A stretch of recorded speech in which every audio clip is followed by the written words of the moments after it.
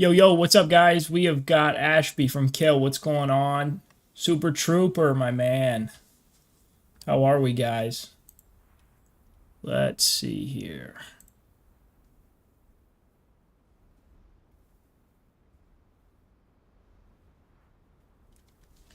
Patton smells. Patton does smell, bro.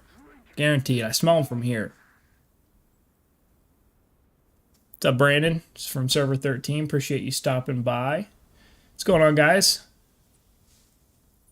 All right, let's see. We are just getting everything finished set up here, and then we are going to get after it. We are going to have a little bit of fun today.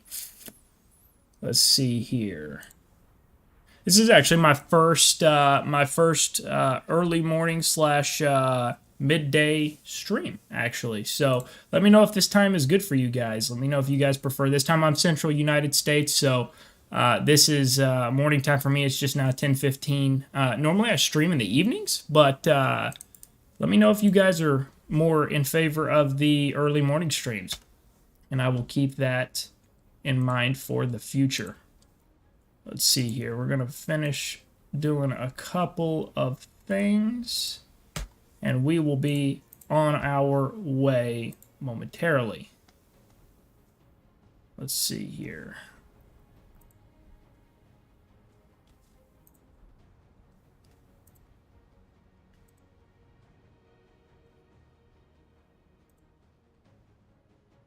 All right, let's go ahead and close out of that there. All right, let's see here. See what we got. I like Cairo map. Yeah, Cairo map definitely need to see some improvements, no doubt about that.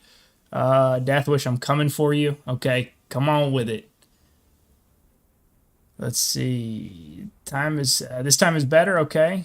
Otherwise, it's 1 a.m. for us. Got it. Got it. Okay, noted. At work, but trying to help boss Ken today. Ken's a freaking absolute boss, to be honest.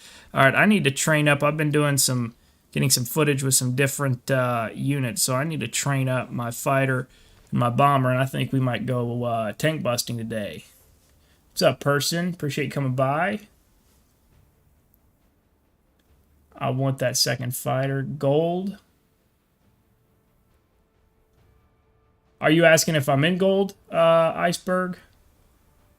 It's 4 p.m. for us, so it's good to actually see one of your live streams during the day rather than the nighttime. Okay, cool, cool. Appreciate it, Ashby. Noted. Demote General Patton. I agree, bro. Pat needs to lose every role he has in every Discord server he has, period.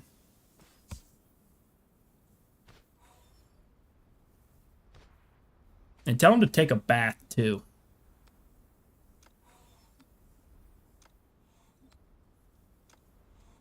All right, let's see here. I'll leave that alone for now. Let's go ahead and modernize. Kill Ashby. Ashby, my boy. Stop Patton hate. Love it. Love it. All right, we'll leave that there for now. Let's go ahead and pump the tank buster up. Let's see what we can do. Kill me, I'll migrate to server 14. Hey, we got a spot for you, bro. If you want to come on with it, you better before server, I'm not sorry server, but before update 7.0 hits. We got a great spot with your name on it, Ashby. Patton's not allowed, though. Patton stinks too bad.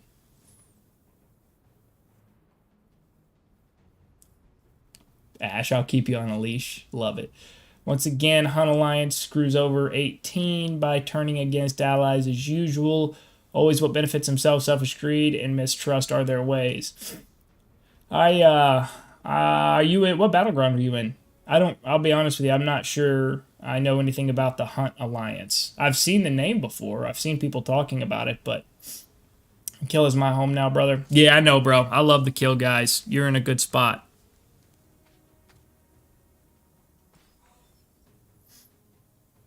Let's see, we got to finish training up here. What's up, Cuban? I appreciate you coming by, brother.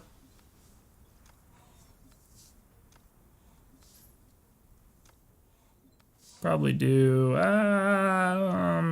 I don't know. What do you guys think? What do you guys think? Do we want two firepowers, or let me remove this. Do we want an HP and a firepower, or two firepower? What are you guys thinking?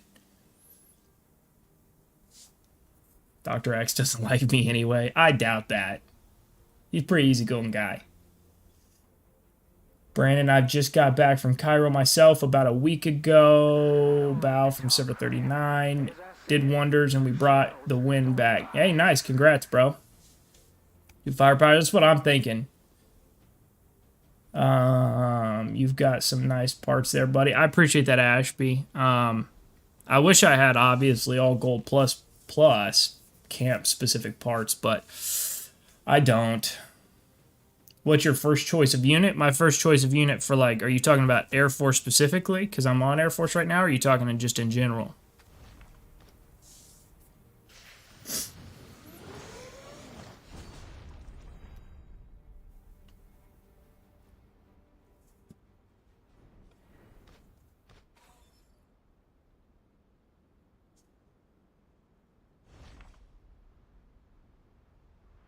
On his worst alliance ever, they have done what G27 did on every event they are. Oh, that's not great. That's not great to say the least. What server is Hunt?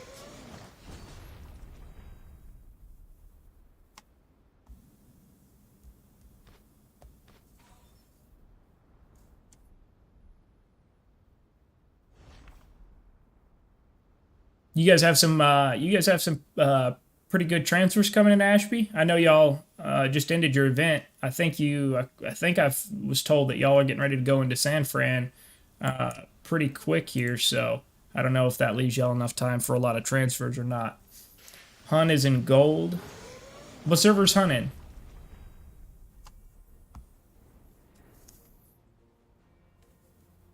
Hunt is server 18. Oh, okay, got it. Yeah, I can't say I've ever ran into him, to be honest with you. But yeah, man, that shady stuff, you'd think people would learn not to do that. But evidently, that's not the case.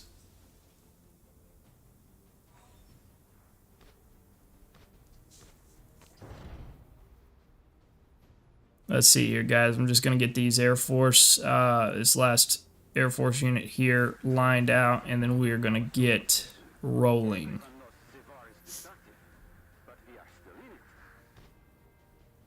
Alrighty, boom. Get the two firepowers. Matchmaking phase ends in 8 hours. We had some more for my old server, bro. Nice, nice. That's good work.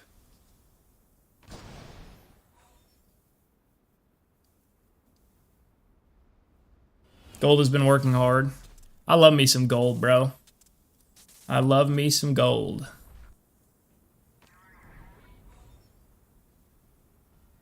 Honestly, gold might be the best recruiter in the game.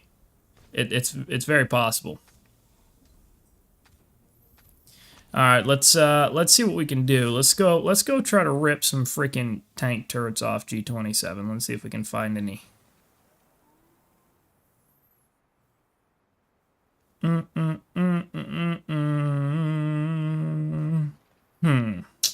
Well, shucks. Maybe I should have trained my fighter up instead. Well, maybe. Anybody making a push here? No. Seems to be pretty stagnant. Let's see if I can't find anybody lurking around. What do we got here? Oh, you know what? We're just going to be that guy. He might be going to this mine, though. Maybe. It's possible.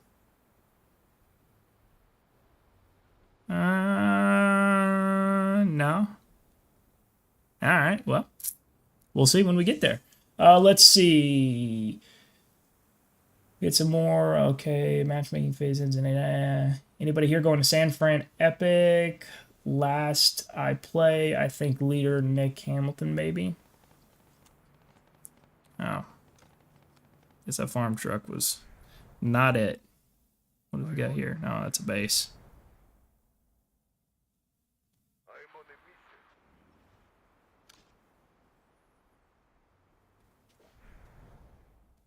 Thing about this Martyr's Bomber, so I got the Martyr's Bomber and I love it. I finished making it 7.2 2 nights ago. 2 nights ago, and I basically did it to counter everything that's been going because everybody's running helis and MBTs, so I did it to counter that. But it's 8.2. I mean, you guys saw me build it. It's 8.2, not bad, but it's still pretty insignificant when it comes to actually targeting tanks. It's like stronger tanks, like fully maxed out 9.2s can't really touch it. 9.1s, I do a little bit of damage, not really. So I try to target the weaker units like the helis, the rockets, the artillery, things like that, and then just weaker tanks in these army groups. As it gets stronger, though, I'll definitely start to target these bigger tanks. Let's see. You were still on Cairo? I feel bad for you, Alan. Yeah, it's okay. Cairo's, I mean, it's all right. It's not my favorite map. I mean, for me personally, I don't know how y'all feel, but for me personally, I am a fan. My favorite map still out of all of them is Moscow, honestly. I personally prefer Moscow. But, I mean, the Cairo wasn't, like, terrible, but it's... I mean, I don't like San Fran either, really, to be honest. I just hate the maps that they box you in with those, like, terrain barriers so you can't get to the other side of the map until, like, the end of the event. I don't like that at all. And I also think that they need to reduce these buildings, like the number of it, like being able to build like 2 Scorpion cannons, 2 roadblocks, 2 everything. I think that's too much, honestly. And I think they last too long, truthfully. I think the duration of correct me if I'm wrong, but I think the duration of a Scorpion cannon is like 3 or 4 days, and same with the roadblock, assuming it doesn't get destroyed. And that's too damn long, in my opinion. I mean, like, I think maybe like a 12-hour time frame, if you put it out there and you can't get any kills in 12 hours, then you just put in a bad spot, I guess. Or they didn't push, one or the other. So what is the current situation on your Cairo? We're actually getting ready to end Cairo. We've got, looks like 5 days, 7 hours left. So we are getting ready to close out the Cairo map here. I think San Fran is the next map for everybody coming up, so we'll see what that looks like. Not real sure what our plan as an alliance is yet. If we're going to, so before this, we had Moscow, and we went from Moscow literally directly into Cairo. I think we had like a week and a half of downtime, roughly. So we went from one to the other immediately. So I'm not sure if we're going to go from this to the next immediately, or if we're going to maybe take a break for a little bit, a couple of weeks, and then hit the next cycle. So I'm not sure what that looks like for us just yet. But obviously that's up to our leadership, and I'm sure they'll keep us informed accordingly. Let's see here.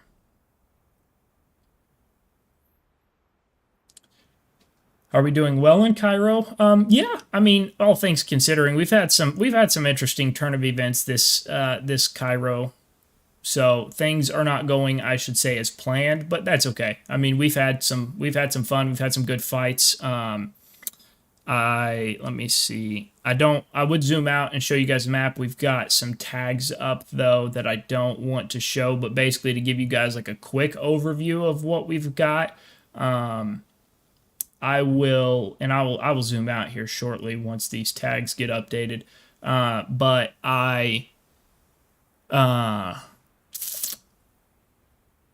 Basically to give you a little recap. So we were kind of patrolling the middle of the map, and then some stuff happened. I'm sure you guys have seen the video. For those of you that have not, you can watch it if you want to. You certainly don't have to.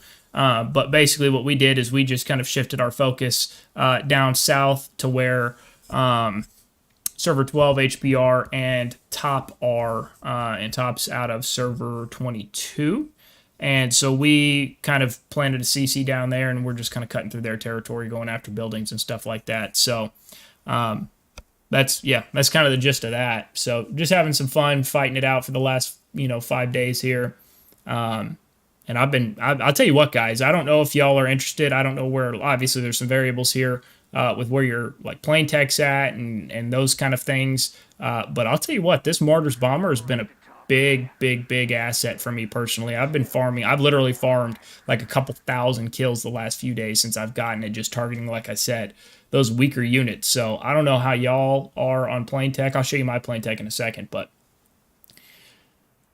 we're more than happy to jump back straight in. Yeah, so I had this conversation. I forgot who I had this conversation with, Ashby, but I had this conversation with a couple of people yesterday. The problem is when you jump, because I understand like the downtime's boring, right? But when you jump from event to event to event, unless I mean, even in the huge, alliances with big spenders and things like that, it just gets hard to keep up with energy, which in turn means that you're going to struggle to place well on the repute end of things, which means that it's going to be harder to get those top tier rewards. So I think it's going to be a balancing act. But on that new roadmap, it showed they're coming out with a new PvE event. So maybe that'll be something that'll keep us, I don't know, keep us kind of entertained. I don't know just what that looks like yet. Let's see what else. From Cairo to start San Fran matchmaking, we have 24 hours. You should have 1 week. Yeah, then that's fast, man. I mean, look, I'll show y'all what I've got. And I mean, I've already surpassed the 60,000 repute mark. Like, that's the minimum to get all of the rewards here in Cairo, or like the personal repute rewards. And like, you can see I have like 51 energy bottles, but coming into this event, like I had 80. And then now I'm down to 35 on the 50s, 47 on the 20s. So like, it's not like terrible for me, but I also haven't pushed repute like overly hard personally, because I'm trying to see what our next plan is, if I need to conserve, if we're going to head right into the next event, or if we're going to have some downtime. If we're going to have some downtime, I'll dump all of my energy into this to push for a first place finish, but just trying to find that balancing act. Let's see. Yeah, you should have seen my world chat in server 13. Everyone was happy it was over, and yeah, the terrain blocks are so annoying. Okay, so, all right, we'll have this conversation. And I would like to actually have y'all's opinion on this as well. So my personal opinion is they need to do some major restructuring on these buildings. And so, like, one of the ideas, and I've seen a couple of y'all mention in the comments exactly like some suggestions on how to change these buildings. And some of y'all's suggestions are actually really creative. So I appreciate you guys sharing those with me. But one of them that I personally think is good is the not being able to place structures outside of your alliance territory, right? So in conquest events, you cannot use airlifts unless it's in your alliance territory. And I think that same thing should apply, because to me, it really kind of takes the strategic side of things away a little bit. I guess it's another form of strategy to use these buildings. But what I've seen a lot of people do is, of course, once they burn a village, they'll just load it down with roadblocks, scorpion cannons, whatever, or load it down with buildings deep into an alliance territory. And it just makes it hard for them to be able to counter or to do anything like that, which, again, I guess is incentive to be better and to win and to do the things. But I don't know. I get the buildings are here to stay, probably, at least from Cairo onward to any new maps, but I would really like to see some changes. I think they last way too long. I don't think they should be allowed in any kind of enemy alliances territory. I mean, you could do it in like neutral territory. That would be probably fine, but not in like actual enemy territory. Let's see, my line's name. Let's see. What's going on, man? I'm from server 49. My line's name is SSK Power 270 mil. Nice. Well, good luck to you. Ashby, I made up a lot of energy in the past couple weeks. I got 60k repute and started saving again. We finished first place in repute. Nice, my man. Who finished second? Was that VII? I know y'all, I think y'all were allied up with them. I'm pretty sure.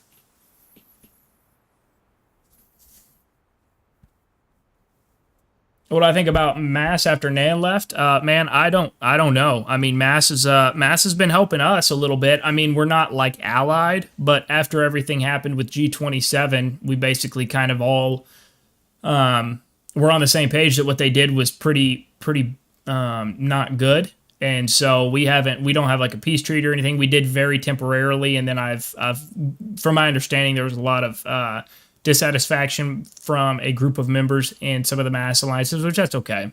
But a lot of them were very aware that what G27 did was not acceptable, and so we've basically, from my understanding, had like not a peace treaty, but like a, hey, we're not going to attack you. You don't attack us. We'll get what we can. You get what you can kind of thing. So that's cool. But that's, I don't know, man. I don't know what really is going on internally with Mass. It's none of my business, but I like Mass. I mean, I hope they end up getting all of their stuff worked out for sure. VII came in second. Repeat. Nice, man. VII just hit 45 bill. What did you say y'all hit? Ashby, sorry. Ashby, you say you hit 40 billion? Let's see. Brother, please open your new account or move my move. Nice to do it, please. Well, I appreciate the offer, man, but I've got one account that requires pretty much all of my attention, so I'm not going to be able to be making another account, but I'm flattered that you asked.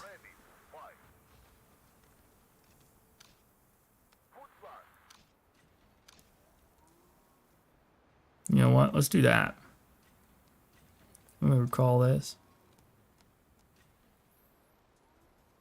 Kill at 40 bill. Nice.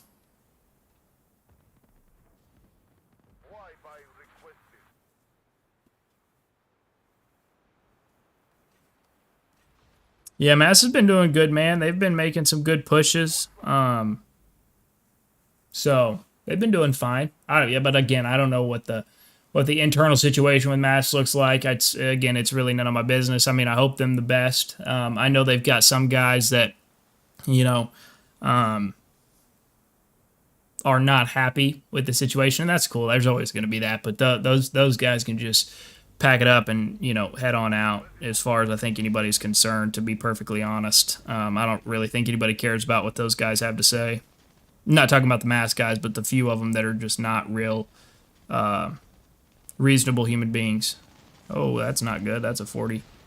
Oh, that's a 4.8. I thought that said 48. I'm like, oh boy. Thank God that was not 48. Let's see. BLR is recruiting. Anyone is interested? Who's that?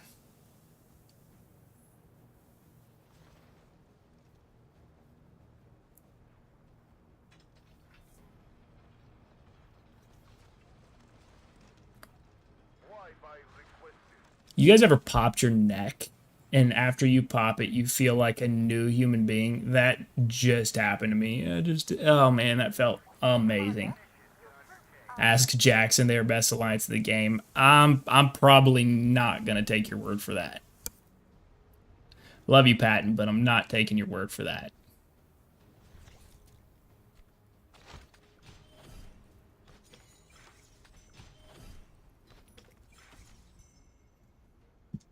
Let's see here.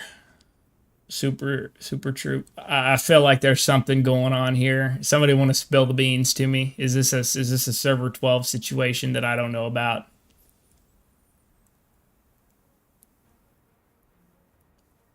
We got 48 viewers, guys. That's awesome. I appreciate you guys all coming by. Obviously, this time seems like a decent time. Again, for those of you that just joined, most of the time I stream. I'm U.S. Central Time. Most of the time I stream in the evenings or on the weekends, but I decided to mix it up and we actually had a really bad snow here yesterday where I live, and so pretty much everything's been shut down, so it gave me the opportunity to go ahead and hop on to a stream, and it seems like we've got a lot of people that kind of favor this time, so I think we might start implementing some of these, for me, what are morning time streams for me, so that way we can have more of you guys are able to watch and get involved.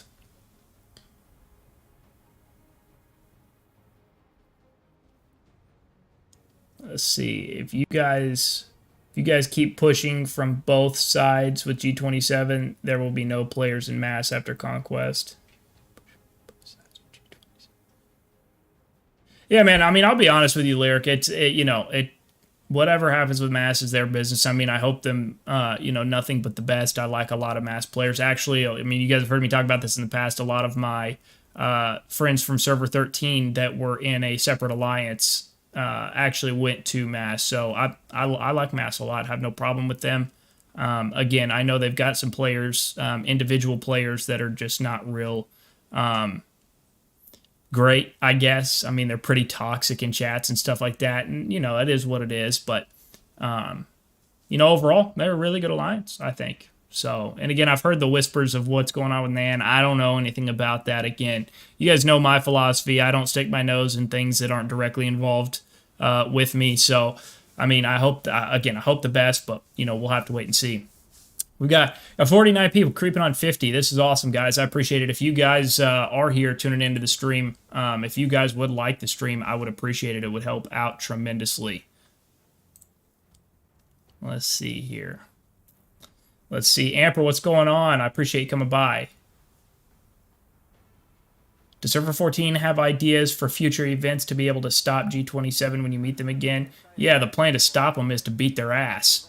I mean, that's not. I mean, I certainly don't mean that in an a-hole way, but they sucker punched us, right? Like they're playing like they're the big dogs, and they literally like gave us about 12 minutes worth of a warning before they just dropped the treaty and went to town. So you give us a fair match, bro. I'm taking us every time. Period. The end. They've got some huge freaking mega whales, man. They've got like Amorn, man, absolute freaking monster. Diablo's absolute monster. They've got some great guys, but guess what? We do too.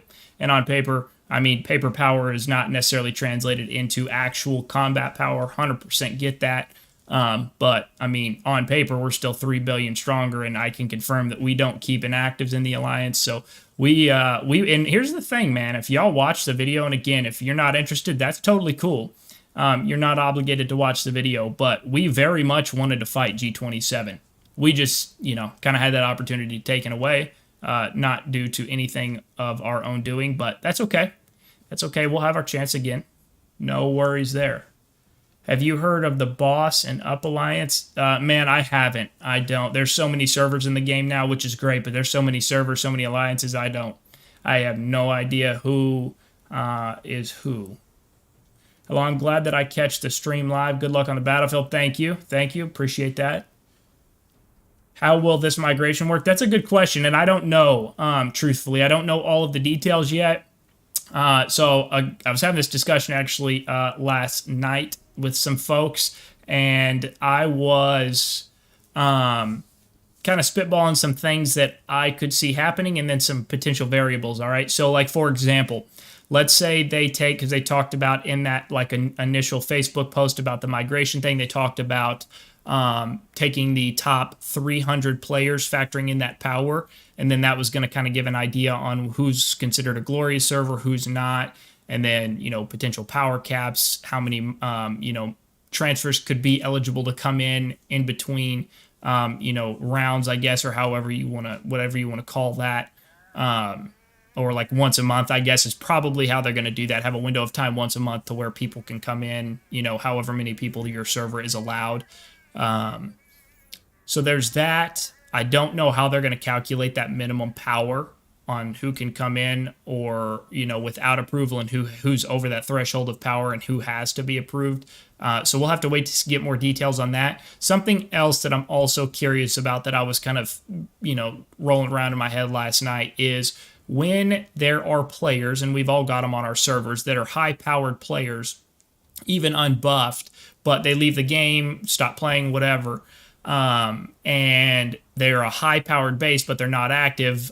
Are they going to take into consideration the activity of a base? So let's say a base, just for an example, is 350 million power unbuffed, but let's say that person hasn't been online in 2 months. Are they going to still factor that in as a player when they're factoring in those numbers on what's considered a glorious server, what's not, who can come in, what the minimum power threshold is to come in, those kinds of things? Or is there going to be a cutoff on activity? Like if a particular account is offline for 2 or 3 months or more, that account is no longer factored into the overall power of an alliance. Now that could open up another can of problems, but just kind of an idea to keep in mind there, because I know a lot of players, are higher powered players and aren't on, or they quit or whatever. So just something to kind of food for thought there.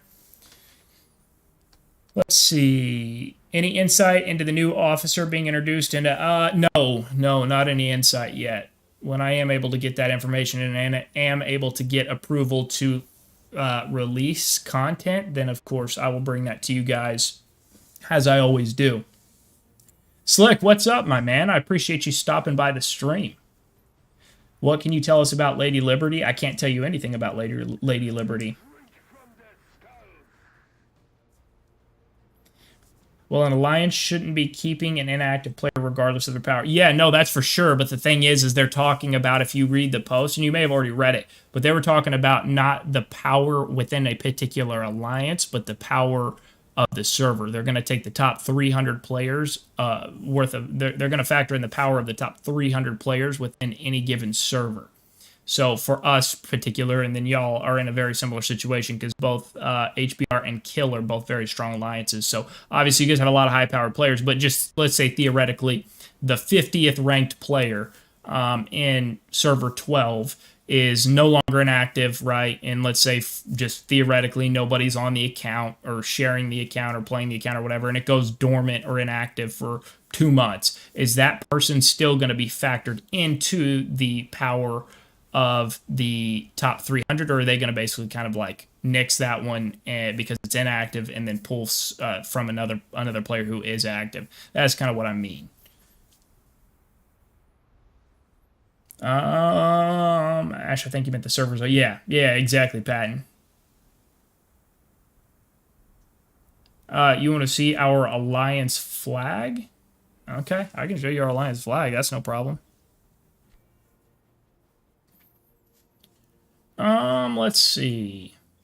Oh, I see. Yeah, that's what I meant, Ashby. So again, that's just I don't know if that's even going to be an issue if they're going to factor that in. If they're not going to factor in, that's just kind of one of the things that I was spitballing in my head is that going to be a thing they're going to factor in or not? But I mean, here's the thing, right? It doesn't matter what they do. There's going to be loopholes, I'm sure. There's going to be, there's going to be problem. There's no perfect system. At least I haven't ever seen one yet in anything. But I think let's have this conversation. I would like to get everybody that's in the live stream's opinion on this. What is y'all's thoughts on this new migration system? Do you think this is going to be good? I actually had a conversation with my boy Cuban yesterday. Actually, we were shooting some messages back and forth, kind of talking about the new migration system. So I would like to hear what y'all's thoughts are on the new migration system, because I think it's going to be good, man. I think it's going to be good. I think without any kind of restrictions in place, I think obviously I'm in server 14, so it's a benefit to me. But at the same time, removing any kind of personal aspect from the equation and just looking at it from the outside in, without server restrictions, it's not going to be great for the game long term, because it's going to continue to weaken different servers, continue to weaken the competition in these conquest events. And that's how, really, honestly, if we're just being transparent, that's how server 14 has put a monopoly for the most part on cross-server migration, right? There's always going to be the anti-server 14, group, which is going to go to other places to try to compete and beat us, which is awesome, right? I mean, that's great. That makes for fun events, fun competitions, things like that. But I do think being able to cap servers is going to stop the monopolizing of these recruiting and transfer things, and it will start to spread out the talent, the power, and will make for more competitive events. That's my opinion. Does this include ticket or both ticket and free migration included? That's a good question. I'm not sure what the rules are going to be just yet. I know they've talked about specifically the older servers, like server 1. I don't know where the cutoff is. Server like 1 through 5, for example. I don't know if that's actually what the range of servers is going to be. I think I know server 12, if I remember correctly, was actually the first server to have iOS players available. And then I was 13, which is obviously right after 12. So right, still around the same time iOS became available for Warpath. But with that being said, I would think the cutoff for that like possible like discounted migration or free migration or whatever they're calling it or going to do with it should cut off at 11 before there was iOS players, because those servers had such a smaller pool of players to basically choose from essentially. Will bring balance. Yeah, I agree. Still waiting to see how it actually works before having an opinion. Yeah, 100%. I respect that. I'm with you there. I think it'll be interesting to see how they do some things. I think it could be good theoretically. Again, that's assuming they don't butcher it up.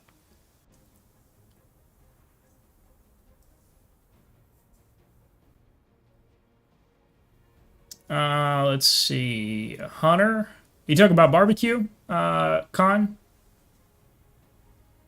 What server is TL1 from? We're from 14, Alan. Should help make things more balanced. Yeah, I agree, Ashby. I feel like it will make a natural progression. Sorry, natural progression. Still not finished Cairo. No, still not finished Cairo. We got 5 days left, and I need to see if I can find some freaking people to bomb. Yep, it looks like I found somebody. Let's kill this guy.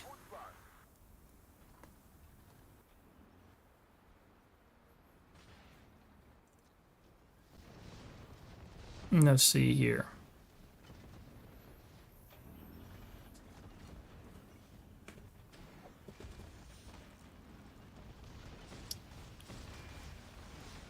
I'm from server 23 and an S8. Did you migrate to server 8 from server 23?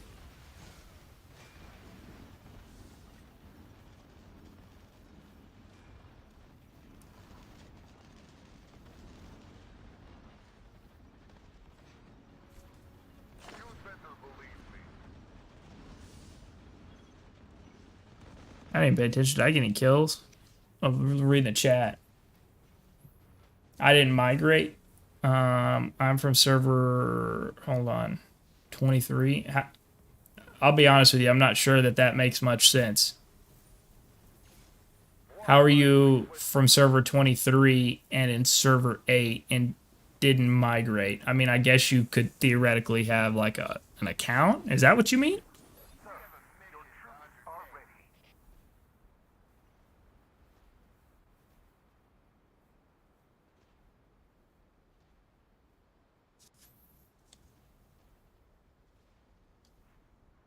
Oh, okay. Yeah, that makes sense. These new skins are awesome. Talking about the base skins.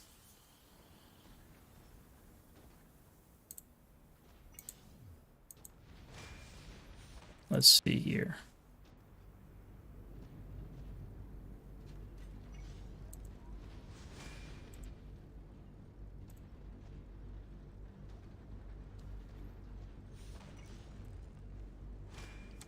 Cuban, when I read the roadmap, it makes it sound like they will keep the two that they will keep the two system, the new one and the old one. The roadmap make it sound like you would still be able to migrate with tickets. Yeah, no, I think the ticket system is absolutely still going to be a thing. I think the ticket thing is still going to be a thing. I'm just not sure to what extent. And here's my thing, guys. Like I've talked about in this migration video, if you guys haven't watched it, I encourage you to go watch it at some point when you've got some free time. I just kind of break down the first post that was made about it and give you guys kind of my overview thoughts. But I'll be honest with you, and I mean, you guys know me, I'm not political. I don't talk about politics in videos, don't really ever have any intention of doing so. But I think it's got to be some kind of balanced system to where, because I understand that there's players in older servers, but they have had the same ability and the same opportunities to get tickets as players in all of the servers, right? Like when I got tickets, I had to pay for them. There was no option for tickets in the Alliance store or the VIP store. I had to pay for my tickets. And now I think it's great that there are those options. You can still pay for tickets if you want or if you need to move quickly or whatever the case may be. But you can get tickets in the Alliance store now. You can get tickets from the VIP store, which I think is awesome, right? I think it makes migrating servers a lot more accessible for players of, kind of all demographics, whether you're a totally free to play, whether you're a small spender or, a mega whale, whatever. I think it opens up that opportunity for everybody, which I think is amazing.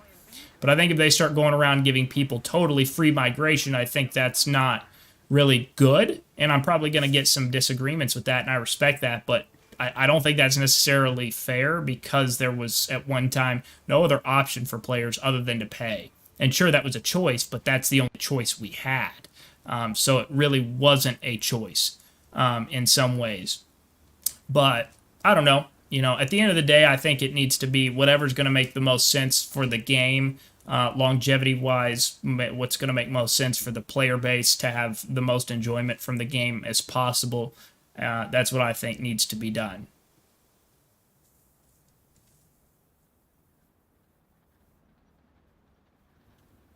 Oh, red roses. Okay, I got you. Got you.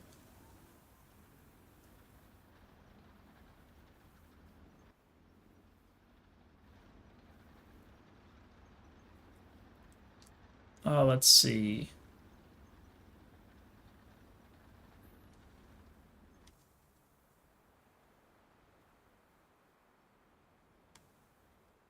Red roses coming to kill. Okay.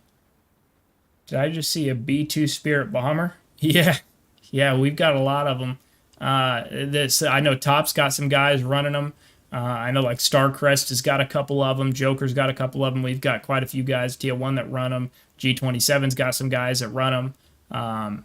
I think I've seen HBR run some of them too. So I mean, we got some strong dudes in this battleground. It's no joke. Um,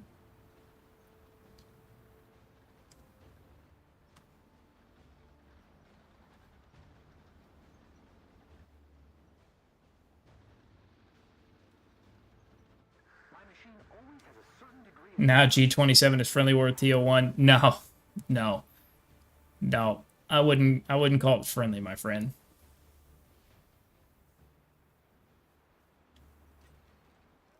King Kong wants to join TL1. King Kong quit the game.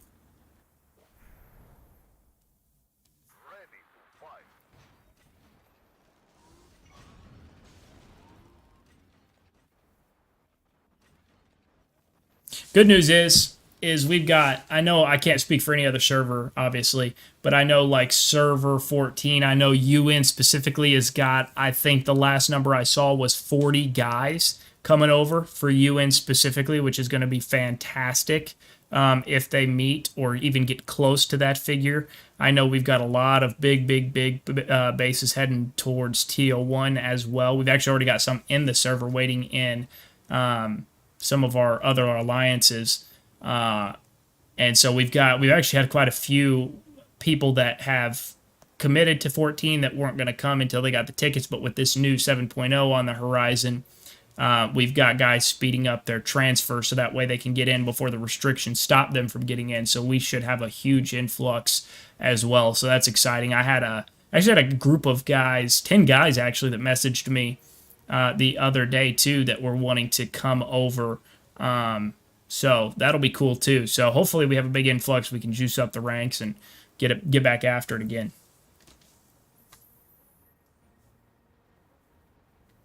King Kong wants to join BLR. Ken wants to join BLR too. Ken's, I don't even know who BLR is, Patton, but my guess would be that Ken's probably stronger than BLR if I was taking a wild stab in the dark. We are getting scanned too. Does Scan know that?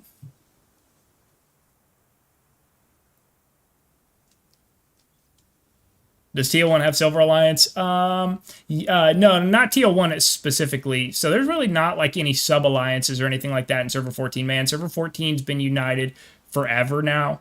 And so we've got two epic alliances, both TL1 and UN. We've got a few gold tier alliances. We've got TIB. We've got FT. I think there's one more that competes in gold consistently, and then we've got a couple of smaller alliances that do go to silver. So, and they're kind of just they've been around forever. They're good dudes, and they're just like to enjoy the game at their own speed and don't really care about rewards or anything like that. So that's pretty cool, man. I really like that's one thing I respect about server 14 is nobody's ever been forced. Oh man, I just freaking fighters. Oh boy. I think I'm getting stream sniped right now. That's okay. It keeps him distracted from our other stuff though, so I'm good with that. That's no problemo.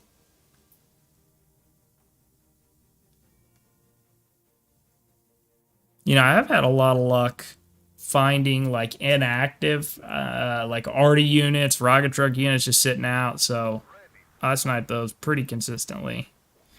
Tell you what though, like I said, man, if y'all are, I'll show you about plane tech real quick. And I don't know, and here's the thing, I'm saying this because, you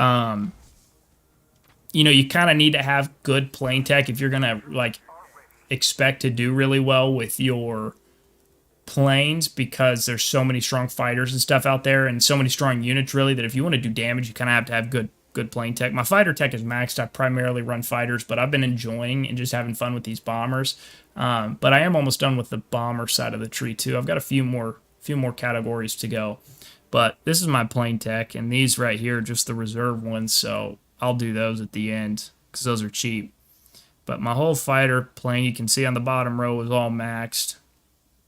My top row, I'm probably going to finish this week. I may wait for battle honors. I'll probably wait for battle honors, actually. That would be the smart thing to do. So I'll get this knocked out. Then that'll be my firepower here is done for my bombers. My durability will be done. Then I'm going to do my bombing interval 1. Then stability, and then I'll jump back over here to knock out my final maneuverability. And then I'll just knock out these last couple of reserve ones, and I will be on the way. So, and I'll be honest with you, man, freaking plane tech, I'm so glad I did it. It's been such a drag. So many city badges, so many resources. It's freaking tough to do and to stick with it.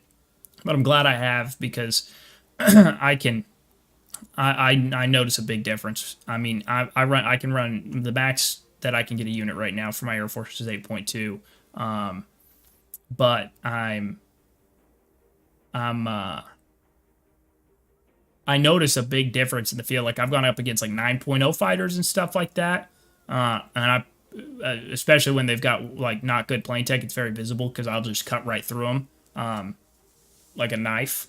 And so it's been good. I'm glad I did it. I think my next move, I haven't decided for sure yet, but once I finish up my planes here, I think I'm going to jump over, probably start doing a little bit of base defense stuff, and probably looking at doing some arty stuff. Currently working on Eye of Providence, though.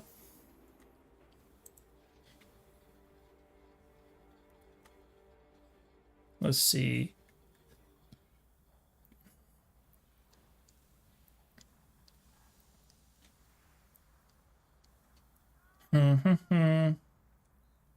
The stronger server, 14 or 21? 14.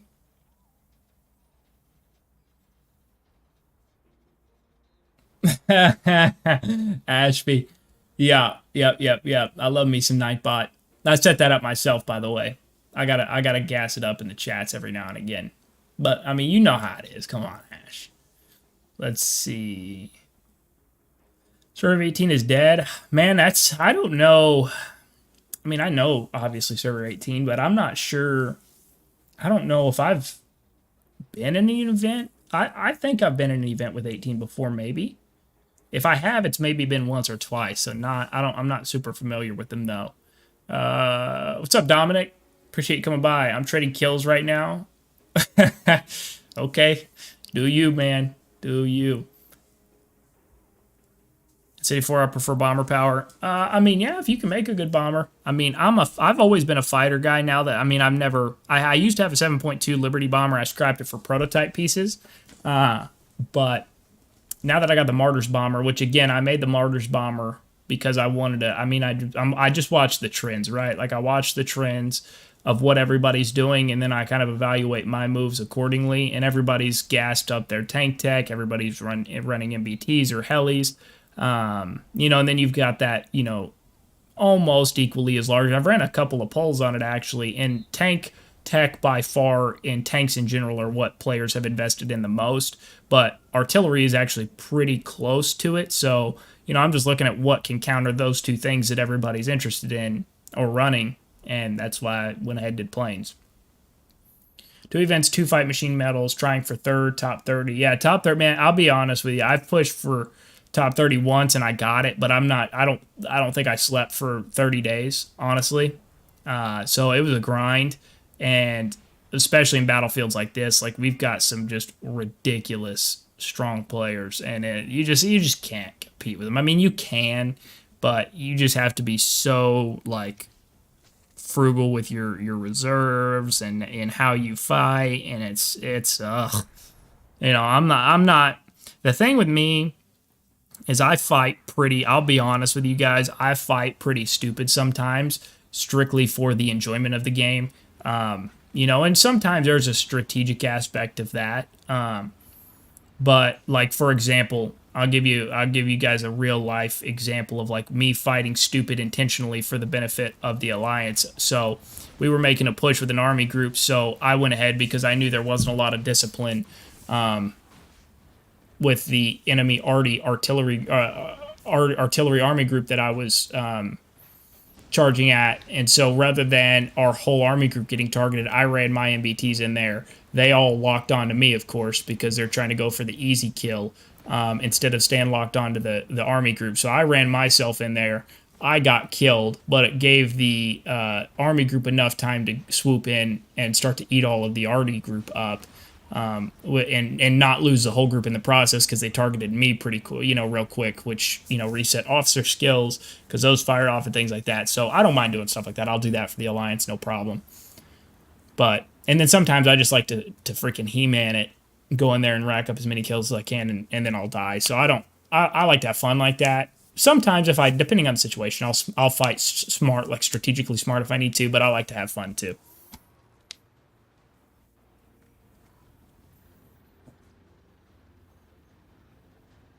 What's my reinforcement? What are my walls at? So my walls are, also did a video about this, so if you guys haven't watched it, I definitely encourage you guys to watch it. But my walls are exactly like I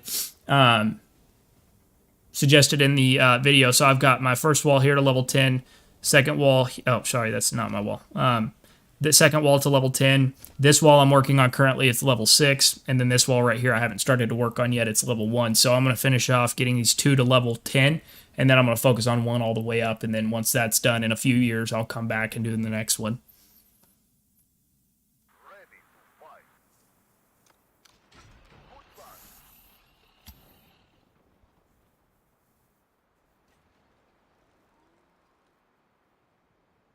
Death Wish, can I join TL1? I mean, I don't know. That's a good question. I don't know what your power's at. I don't know what your kills are at. I don't know what server you're in currently. Anything like that.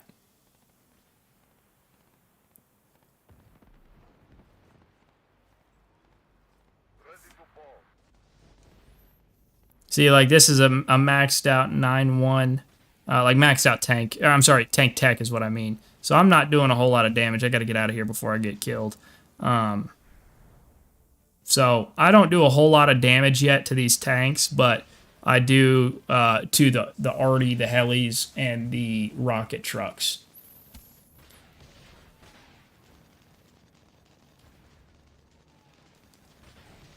In a few years is the truth. Yeah, yeah.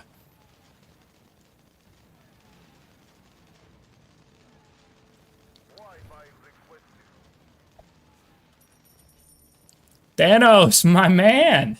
Oh no. Do I need to repeat that? I'll be honest with you, bro. I saw you put that in the Warpath Discord yesterday. It sounded funny. I don't know what it actually means, but I absolutely appreciate the donation, brother. I do need you to tell me what it means, though.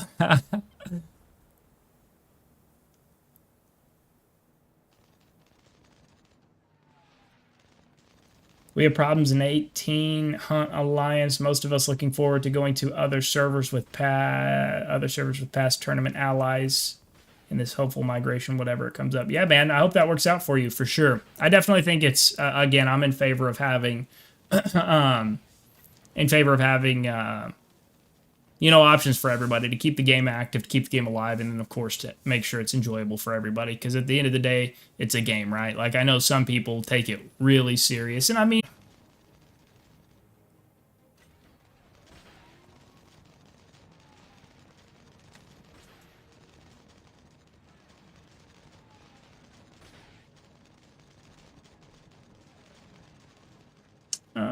Let's see. What office are you guys working on right now? I just started working on. Oh shit! I gotta get out of here now. Got a couple kills out of that. I started working on Eye of Providence. I will say shout out to my boy Thanos. He is the one that kind of first started tipping us off about Eye of Providence, and he's a freaking cheat code. Now, granted, I'm not as strong as Thanos. I could still beat him in a 1v1. I just want to put that out there on the record. However, I'm about 100 bills shy of Thanos. But nonetheless, I think he's going to be, now that my tank, or not my tank tech, my plane tech is almost done. I think I'm going to probably start looking at doing Artie next. And so I wanted to have an officer I could pair with Antonina that could be a freaking base demoing machine. Working on Iron Bastion, thinking infantry will be new super heavy. Hey, I'll be honest with you, man. That's smart. That's smart. I actually really considered. So I finished up Thorn Countess about a week-ish, 2 weeks ago, somewhere in that time frame, and I've been working on Eye of Providence. And I'll be honest, I really thought about doing Iron Bastion. Even though I don't have an infantry unit, technically speaking, I think he's going to also be a monster for Arena 2. I will send you a DM when I jump back into the game. I'm from Server 6. Okay, yeah, shoot me a message, Ivan. I'm still trying to get an MBT. MBT is my move, guys. I mean, I know that's kind of a lot of people. I mean, a lot of people have gone with the heli. And I mean, I get it. The heli's a monster, especially when it comes to like penetration and things like that. It does really well against MBTs, but I just think it's probably going to phase out, guys. And the reason I think the helis, I don't think they're going to phase out. That's not the right word to say. Helis are going to be around, but I think the helis are going to lose a lot of the effectiveness that they have right now, simply because the helis that are super effective are the 9.2 fully maxed out helis, great officers, fully maxed out tank tech, going against 9 or 9-1, tanks, and there's a steep, advantage there for the helis. But I think when you talk about having a fully maxed out MBT, fully maxed out heli, yeah, the heli does more penetration, but it's like kind of a paper tiger, kind of, because it's so weak on the durability end of things that I just don't know how it's going to hold up. But I could be wrong. I've been wrong before. But again, y'all know my philosophy. I'm an MBT guy. Again, it doesn't matter. You could literally go back to the very, very beginning of the game, through every update all the way to 6.2 currently. The one unit, period, that has withstood the test of time, because there used to be a time that Artie wasn't important. There used to be a time that the ATG wasn't important.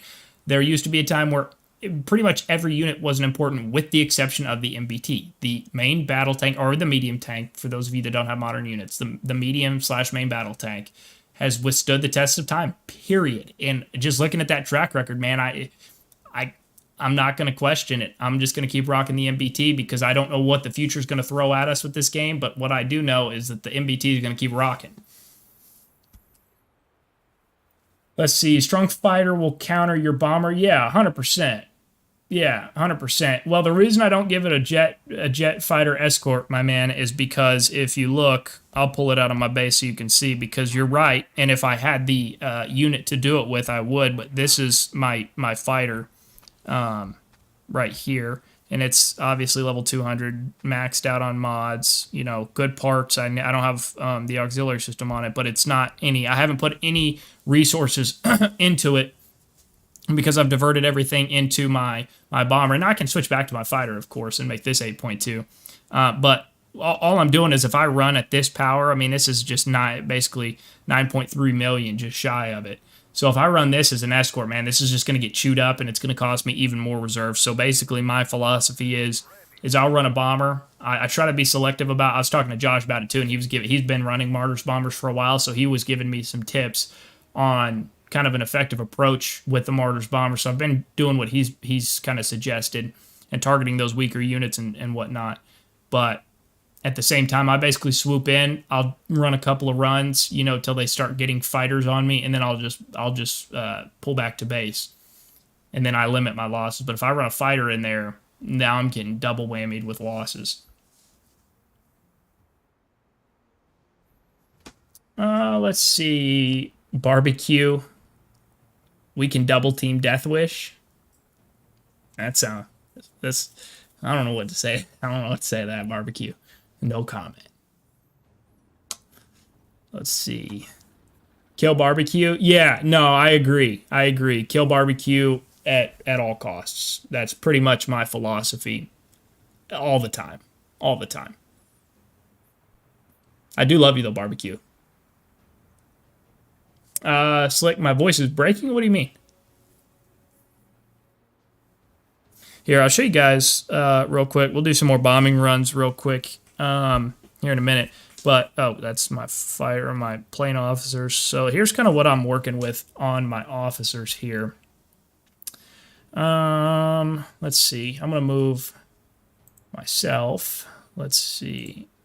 I'm going to move myself over here for a second so you guys could see the officers. He always messes with the count. He does. Yeah, he absolutely does. So here's my officers I'm working on, and I know you guys probably think I'm crazy. In fact, I personally think I'm crazy sometimes, to be honest, for messing around with Angel of Light. But, you know, I covered this in that video I just put out the other day about the daily pack buys. But, you know, I wish I'd have known that was coming with the 6.2 update. So I originally did White Wolf and Angel of Light so I could get the universal daily buy statue packs. And then they did the update. I didn't need to do that anymore, but it was too late. But now with the officer skill thing that they're going to be implementing with the roadmap, don't know what that's going to look like quite yet. But they are supposed to be utilizing these older officer skills somehow. So I figured I'd go ahead and just stay committed to it. She's the last, like, original officer, I guess you could call it, that I don't have level 60. Because I haven't ever ran her. So I'm finishing her to level 60. I'll go slower so you guys can see. So Tip of Spear is not worth it at all unless you're one of those like that just has like a crazy lineup and you have to have a filler officer. But I don't plan on having him in my lineup really at any point. At least not as of currently. So after I finish leveling up... After I finish leveling up Angel of Light, I'm going to go ahead and push Thorn to 60. Here's where Saber's at. I haven't really focused on him. I haven't really put a lot of money into the exclusive launch either, if I'm being honest. Let's see. Here's I. I have got him 4111, and then I am almost about to... I'm 21 statues away from having his first skill to level 5, so that'll be good. So he's my next target. And then after him, I don't know. I do not know. What do you guys think I should do? What officer do you guys think would be a good one to go next? I'm kind of juggling a couple of different options. Number one, because obviously now that I just got my Martyrs Bomber, doing El Cartero, he's a great officer, but I've always been a two-fighter combo guy, so really never had the need for him. But now that I do, I've thought about going to him. I also really like Valkyrie, and I also am going to be doing some testing on Valkyrie after this event, so for those of you that do run Valkyrie or want to run Valkyrie potentially, be on the lookout for that, because I'm definitely going to be doing that in a video. So I'm going to be testing her, but I've been thinking about awakening her. I actually thought about doing her next after Thorn, but went ahead after Thanos was kind of giving me the rundown on Eye of Providence. I went ahead and committed to Eye of Providence, but I think I might do Valkyrie next. She's an option for me. Definitely like Argent Flame, especially for the ATG. I think he's going to be a monster on that ATG. So looking at doing him, and then potentially El Cartero. So we'll see what that looks like. Who are you guys working on currently in the sense of officers? Voice is fine on my end. Voice keeps cutting off? Huh. All right, slick. Sorry about that. I'm not sure. Is that anybody else having my voice cut off a little bit? It's kind of hard. I need to get... You guys have probably seen people use it in the past on like different streams or whatever that you may watch, but like those boom arms, you know what I mean? Like they come across and like the mic sits here in front of your face. Yeah, I'm looking at getting one of those so that way, like, because I swivel my chair because sometimes I need to charge my phone or whatever as I play. So that'll actually get a lot easier with this PC version, though. I'm hoping that comes out sooner rather than later. That's going to make content and streaming way easier because I'll be honest with you guys, to stream right now, I really actually enjoy streaming, but to stream right now, it's a chore because I got to get my phone set up. I got to get it screen mirrored to my computer. I mean, it's like first world problems, right? It's really not that big of a deal, but it's just, there's a lot more involved to get the stream fired up, to get it rolling, and to keep it good quality for you guys off of a phone, or depending on what I'm doing, of course. Sometimes, I'll run BlueStacks, but we all know BlueStacks is not very stable either. Anytime there's big battles or anything, it crashes. So hopefully this PC version will be a lot better for content. If it is stable and it is good, I will definitely be streaming a lot more because it'll be easy just to hop right on the game. I can play the game right off my computer. Don't have to worry about charging phones, anything like that. I have Argent maxed and I love it big time. Yeah, man, I've heard. I know Josh was talking to me too. He's got it. And I think actually Cap T has it too. He's got Argent Flame as well, if I remember correctly. And both of them run it on their ATGs, and they said it's an absolute monster. So, 500 statues. Do you need some? Yeah, barbecue. I need all of them, actually. Literally every single one of them. Hello, Deathfish. I was wondering, with the arrival of modern units, what would be your advice for playing them, which are still in the leveling phase of old units? If I take my example, I have decided to do a medium rocket launcher super heavy and 2 HR. My prior is on my medium 7.1. Once it is 7.2, you better to switch to HR. I'm probably drawing a blank here, so I apologize if I am, but can you clarify for me what you mean HR is? What is HR?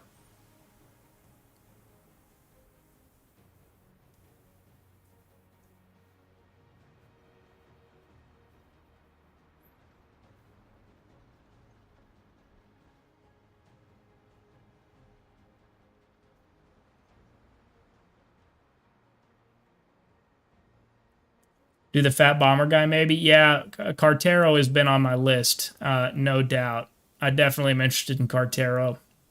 Valkyrie is an upgrade from Death Adder.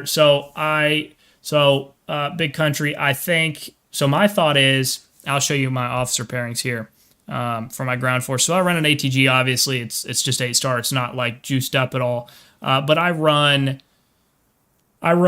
Death Adder and Percy, but the reason that I'm really interested, 2 reasons actually, that I'm really interested in Death Adder, I'm sorry, not Death Adder, but Argent Flame specifically paired with Death Adder on my ATG and I want to replace Percy with Argent Flame, is because Argent Flame does 10% more garrison damage than Percy, which is kind of the draw that Percy has had, is she did that garrison damage, which helped with the ATG. Argent Flame does 10% more garrison damage than Percy does, as well as when his skill fires, he targets 3 units, basically 2 units off one grid to the side of the main unit it's targeting, which if we look at what units are generally used to target the base, it's either super heavy if you're not modernized yet, or if you are in a modern unit server, you have an occasional super heavy that runs around and starts bases, but most of the time it's going to be MBTs. But either way, those tanks are grouped up really close together, generally at least a couple within the 1 grid range. What's up, Fat Cat? I'll give you a little bit of a emote back. Love you, my man. Um, but that's kind of my my thought process there. Is because it'll be able to knock out some of those frontline tanks that are used to tank, and then I'll be able to obviously get through that quicker, and then on to the already the weaker units that are going to allow me to farm some more kills, and then take away the resources, or I'm sorry, the reserves. Let's see. Valkyrie. Hey, Death. What streaming device do you use or recommend? I'm retired but would like to start streaming games online from platform PC, Android. What do you mean streaming device? Like, I mean, it depends on the game, really. Like, I mean, if you're doing something like playing like Call of Duty, you can literally stream it from the console. I mean, depending on the console. I'm pretty sure you can stream it from everything. I've got a PS5. I don't stream Call of Duty. I really don't play it, but occasionally if I'm playing with some buddies or something like that. But I know you have the ability to stream from like console. Warpath, again, I play on my phone primarily. I've played on an iPad in the past, but I stopped because my iPad it's a very old model, so it wasn't running the game very smooth, but at some point, I might invest in an iPad. Depends on really the PC version if that ends up being a good option or not. And then, of course, I play on BlueStacks for the emulator on my PC. It really depends on what game you're playing, I guess. That's not a clear-cut answer, I'm sorry, but depends on the game you're playing, really, of what device would be the best. Let's see. How many new players do you think the PC version will bring? Man, that's a good question. I don't know. I really truthfully don't know. I think it's going to make it a lot more enjoyable for the current demographic of players. I know myself included. Again, it runs really smooth on my phone. Like, I really don't have any crashing problems. I mean, like, occasionally, I'll have, if there's like a freak thing that happens, or just a humongous battle, then yeah, every once in a while I'll crash. But I play on an iPhone 13 Pro Max, so I really don't have any crashing or stability problems, anything like that, which is great. I'm super thankful. But I'm like y'all. Most of you probably play on your phone, so like my neck's like this all the time. It freaking hurts my neck, and I hate that. So being able to look straight at my PC like this, I've got two monitors. I've got one here that I can read my chat and stuff on, then I've got one here that I've got my game on. Being able to just look straight ahead is going to be wonderful. And again, it's going to make it so much easier to stream and to do content because I can just pull the game right up and get to work. I don't have to have, like, I've literally got, I know you guys can't see my settings on Streamlabs, but I've got a bunch of different settings that, depending on the device I'm using, I have to tailor it to make it, good quality. So there's just a lot more steps involved. So like I've got options if I'm streaming from BlueStacks, recording from BlueStacks, streaming from my phone, so I've got just a bunch of different things that if I could just pull up the PC version, make it so much easier. I have Argent and I both awakened using them on my Liberty Arty. They are awesome. Flattening bases, especially Argent busting 2 units at the same time. Just awesome, officer. Officer Great Edition, yeah. I'm thinking, again, I think I'm probably going to commit to doing my Arty Tech next after I finish my planes up here. I'm hoping to be done with my planes in the next, I don't know, I'd like to say month. Hopefully less than that, but I would like to say about a month, just because it does cost so many badges. But we'll see. Once I get done with that, I should be able to get onto Arty, and I should be able to fly through that because that's going to be anything outside of plane tech is going to seem like a breeze because plane tech is so freaking expensive with city badges.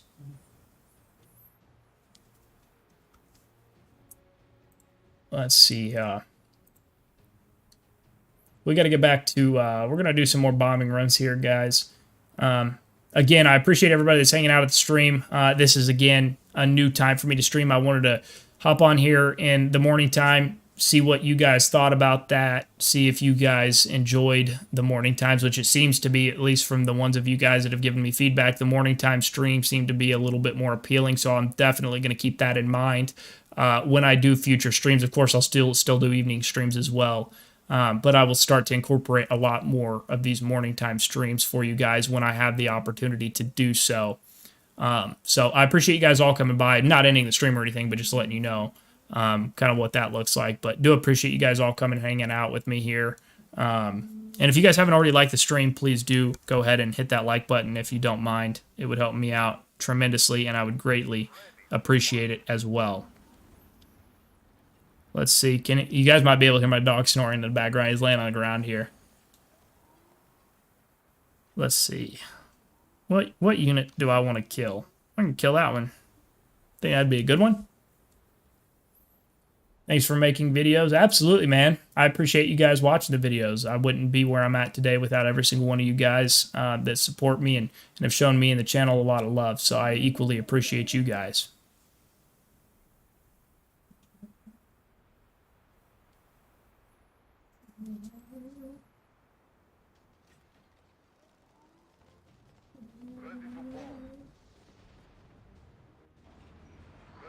Oh, that base, he's going to run it into his base. That's smart, though. I'll give him that. That's smart. It's going to get me targeted by... Oh, man. See what I mean? I get targeted by the freaking... Alright, I got to get out of there. I'm going to lose everything. That sucks. Hey, what would you guys also... I'll pick y'all's brains here why we're on the stream here. I was actually talking to my boy Wonder. Shout out to Wonder from Kill. Server 12. Love Wonder. Him and I were talking, this was a while back, so he may not even remember this conversation, and I'm sure you guys have seen other, creators and other games, whatever, do this, but it's something that as I've continued to grow, I've literally invested all of the money. I've reinvested it back into the channel, into getting, like, the PC, getting the face cam, getting new stream. I'm literally in the process right now. I got done, I guess probably about 3-4 weeks ago. I had finished having all the brand new stream animations that you guys see now made, had those custom made, had those worked on. And then I'm actually having a brand new whole like stream revamp made right now, guys. So I'm super excited about that. There's going to be a brand new like starting screen that I'm super excited about. There's going to be stream overlays, animations. Like, it's going to be really cool, guys. I'm really excited for that. And I think it'll really take the quality of the stream up a level 2 for sure. Yeah, see, that sucked. 56 losses, 0 kills. That sucks. So I'm thinking about, something that I am thinking about, I should say, once that gets done and I do start streaming, hopefully on a more consistent basis, if the PC version is good, is implementing maybe like some music. Like, obviously it's not going to be a freaking concert in here, just some kind of like subtle background music or something like that. Again, I know you've probably seen creators do that. What do you guys think about that? Do you guys think that would be something that you would like and enjoy? Would it help, or would it not really matter? I've kind of been on the fence about that. What are y'all's thoughts? Do you think it'd be good or not really?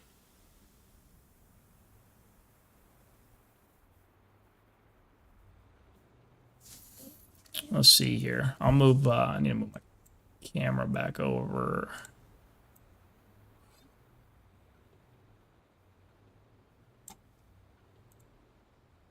All right.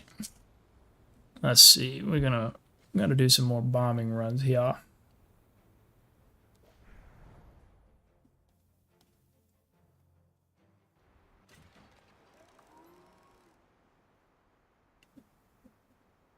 I can speak Spanish. All right.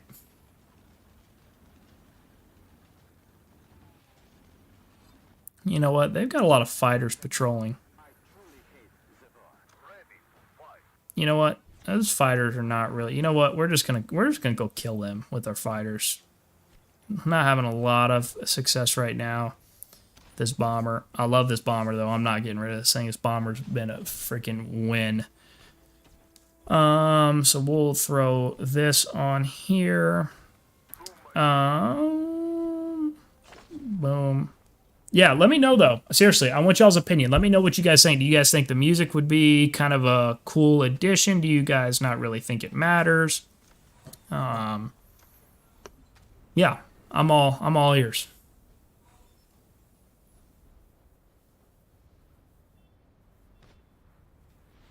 By the way, this new quick enhance system, love it. Makes doing this stuff, swapping between units, so much easier than having to sit there and just jab my thumb into the screen for half an hour.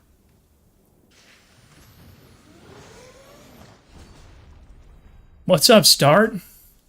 Such a good bomber. Yeah, yeah, I agree, man. I appreciate you coming by the stream. I haven't had the opportunity to talk to you in a while, so I really appreciate you coming and hanging out. Let's see. Let's get this bad boy to 48s, and then we'll run it up from there.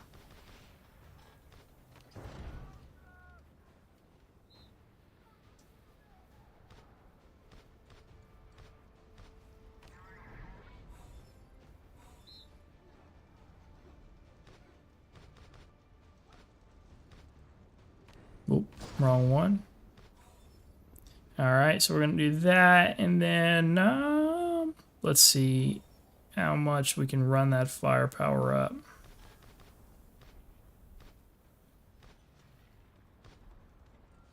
All right, let's go ahead and do the HP one as well.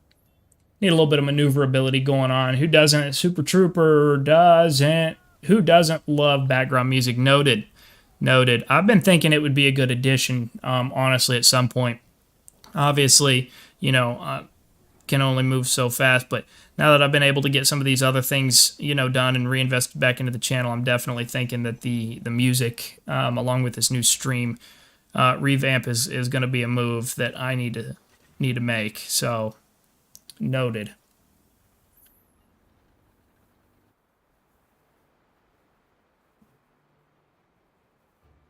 Death Wish, you are a dweller of the game. I'll be honest, I'm not entirely sure I understand what that means. I don't know if that's a good thing or a bad thing. Probably not a good thing. I don't know. I don't know.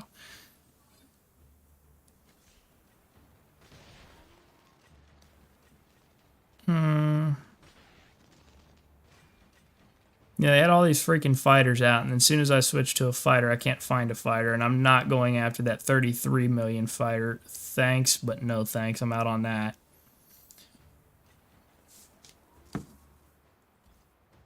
Actually, I left the game already. I suddenly saw your streaming. I heard that. Why'd you leave the game, bro? Yeah, G27 strong, man. G27 is very strong. That's sad to hear that you left the game, though, man. I really enjoyed, obviously, our opportunity in Server 13 playing together. What ended up causing you to leave, if you don't mind me asking? Helps with the dead space that inevitably happens when collecting thoughts. Yeah, no, that's fair. That's for sure. It's boring for me, no money. Hey, I get it, man. I get it. I totally get it. It's tough, especially with the modern units. I get that there was it had to happen because there was a lot of players that did have 7.2 units and that were kind of just bored. There was nothing to work for. So it's a double-edged sword, man. I get it, but it's hard to keep up with these freaking mega spenders. So I totally relate. Viper Killer, I wanted to know, what is your advice for players who are on a server that allows modern units, but who are still mounted Vantage units? Is it still focusing on one unit that we're going to build in 9.2, or show all of our units in 7.2 and then start modernizing them for clarification? HR equals how arches. Okay, got it. Thank you for the clarification. I mean, really, man, it just comes down to the kind of player you are, right? Like, it comes down to, are you a player that can invest money? And you don't have to tell me this on the stream. Like, I'm just throwing these ideas out there, of course, on things to keep in mind, and that will kind of give you a better idea on what approach you need to take. If you're a player that can invest money, then go ahead and obviously push all your units to 7.2, 200. Now, here's the thing, guys, right? Like, so, and it's obviously just kind of the progression of the game, but like players like me, right? Like, I was in the game a lot more, like a lot longer than 300 days before modern units came or became a thing. So, like, I had ample opportunity to get all 7.2 star units, all level 200, all maxed out on modifications, and that's how I'm able to keep all of my units level 200 maxed out on modifications, even though they're all modern, and I still have a bunch of ammo, you know, a bunch of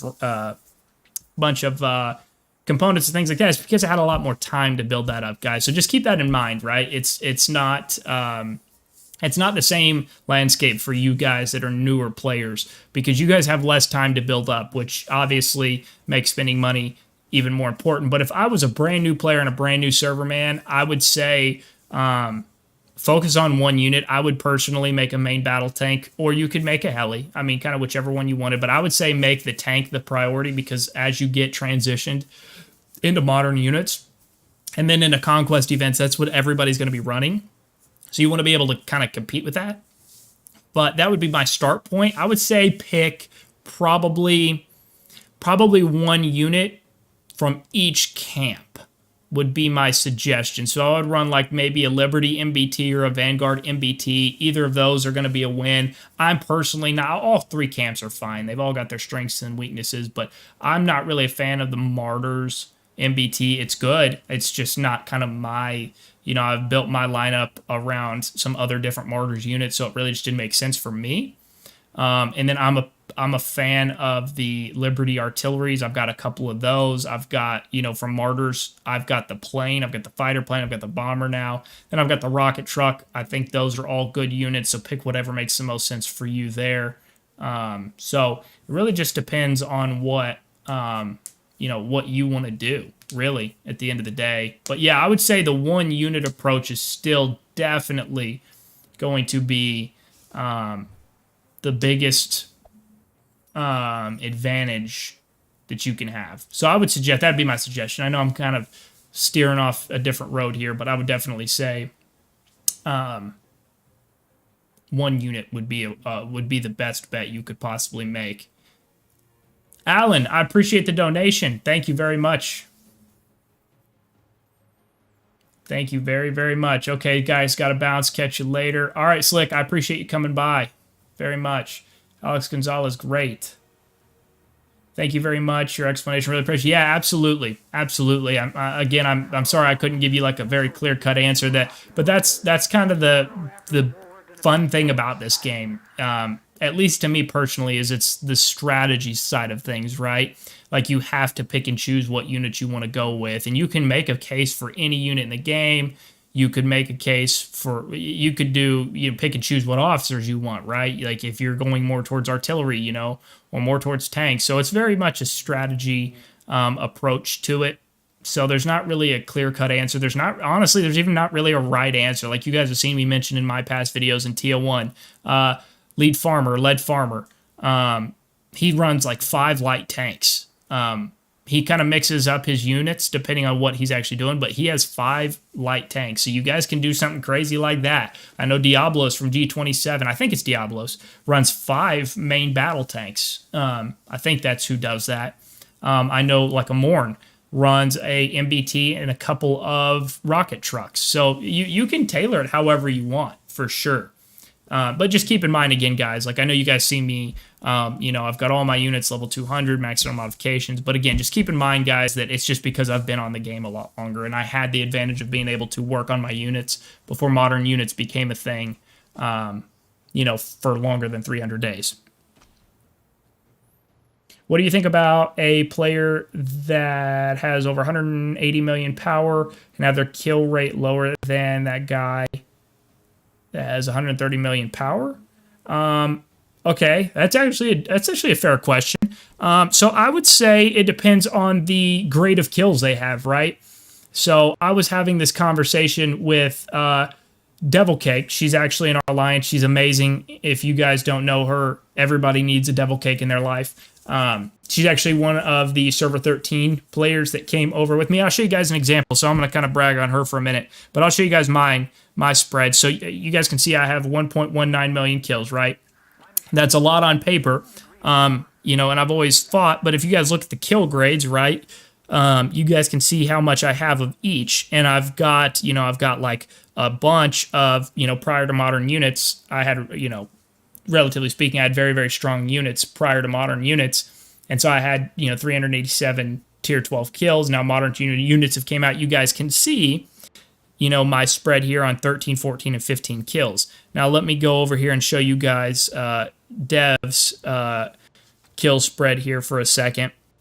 And I'll show you guys what I mean, because she's got less kills than me, but the kills and the higher power grade she has are actually higher than mine. So I think you probably ought to judge it based on the caliber of kills they're getting, and not so much the amount of kills, if that makes sense, like the overall amount of kills. So she's got 617, so less than me, right? But look at her kills on tier 13, 14, and 15. She's got way more than me in every one of those categories. So, you know, keep that into consideration. So, I mean, she's a monster. She's got some amazing units. She's super, super strong. So I think you can have a combination of both. If you have high kill players that have a lot of, you know, high grade kills, great. But if you have a player that's got a million kills and they've got basically no tier 13, 14, or 15 kills at all, then they're probably not real effective, not real active, or they just farm alt accounts or something like that for free kills. Should they add Battleship even if there's a bit of sea, but they could add bigger battleships? I've seen that actually mentioned a couple times. Yeah, I've seen people talk about adding battleships. And now, do I think that'll come anytime in the near future? No, probably not. Nor do I want it to be honest with you. I think we're all probably pretty focused on trying to build, you know, more than one decent unit in our modern unit setup. So I've got other fish to fry right now. But maybe down the road, I don't know how they could implement it, but they probably could. I've seen it mentioned. Deathseer? Yeah, bro. I love Dev. She's amazing, man. Love me some Dev. We were actually, that question that was asked about the kills was actually a conversation that me, Dev, and a couple others were having the other night. So that's why I used Dev as an example, because she's a freaking monster, man. She's a beast on the battlefield.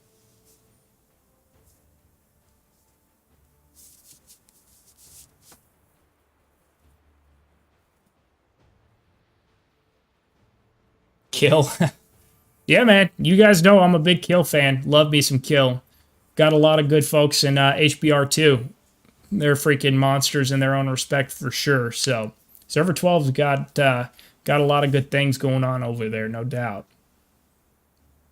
That Imperial Palace is one. So I actually got this from the. I'll be honest with you, it's kind of superficial. I got this from the Percy showroom event. I had a couple of different options. So I always, you guys have seen probably in most of my videos, I run my Christmas base skin, which is still my favorite.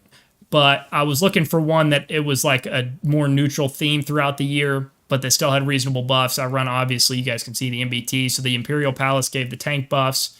You know, if I'm doing a base defensive situation, I might switch to the Christmas skin. But I'll be honest, I got the Imperial Palace because I like the look of it, to be honest. I'm excited. I'm really excited. See, you guys can see Hades over here right to the left on screen.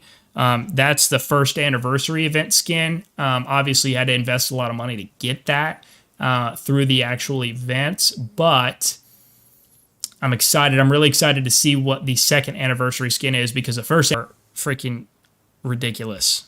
Now, I'm not going to be able to outspend some of these guys, but that would be cool to get, but probably won't get it. I'm saving up for it. Yeah, I just got it. I'll be honest with you. I just got it because I've you know, built up my like tokens or whatever, those silver tokens through the Percy showroom event, through multiple events. So let's see. I need to find some more folks to kill here. What is this? Is this a fighter plane over here? No. Where'd all the fight? See what I got, guys, right? Like, freaking, I switched to fighters, can't find any fighters. Switch to helis, there's no units to kill. Maybe just go kill this fighter, maybe. We'll give it a go anyway.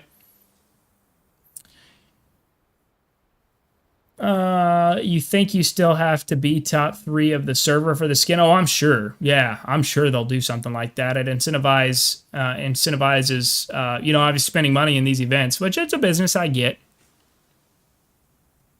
But yeah, I'm sure it'll be reserved for the people who place the highest in these events, which won't be me, but I would love for it to be.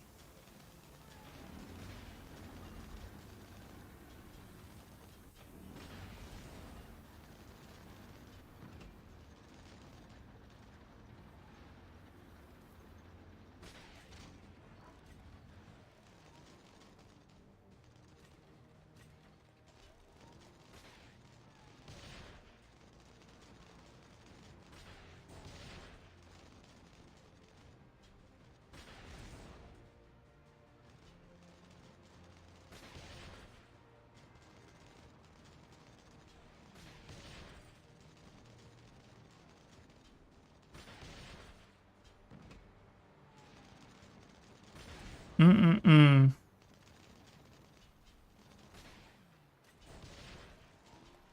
Is it me or am I losing my mind, guys? Okay, I just got another kill. I'm like, I'm sitting here flying around, and I'm not getting any kills. I'm gonna get out of here now that I'm getting targeted. Oh, Jaeger's here. All right, cool. I'm not gonna bail on my boy Jaeger, but I am going to re-engage over here.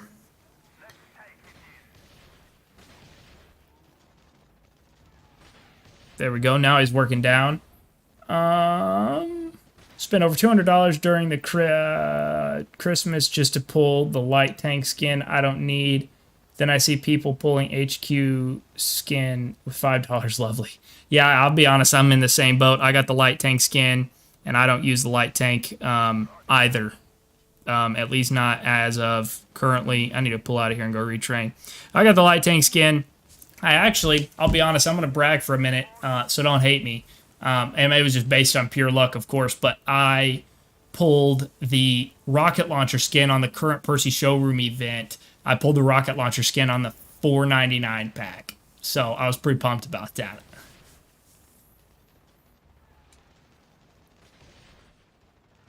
At least I made one for basic. Yeah, and you know what? So here's the thing. I'm glad they did that because now every player had the opportunity to get a base skin, which is, I think, completely fair.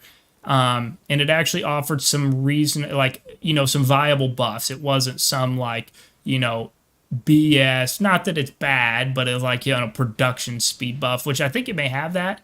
But it also offered a combat buff. It offered the tank buff. So I thought that was really, really a good thing for people because they did a free skin previously, but it was like the 30-day temporary thing, and that was BS. So I'm glad this skin was actually permanent and people could keep it.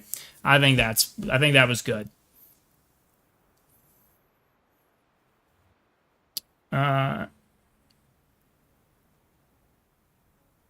a bail. Take care, all. All right, Super Trooper. I appreciate it, bro. I appreciate you coming by, being part of the stream, my man. Let's see. Pulled blue Artie skin with $15. Buddy of mine spent $450 to get it. Yeah, I did not get the blue. I actually wanted, so you guys can see I have the gold super heavy skin. I had every intention of going for the gold artillery skin, and I actually was going to, I'll be honest, I was willing to invest some money into what I thought was going to be the Percy showroom event skin. I figured the gold skin for the Liberty artillery was going to be able to be acquired through the Percy showroom. Lo and behold, it was not.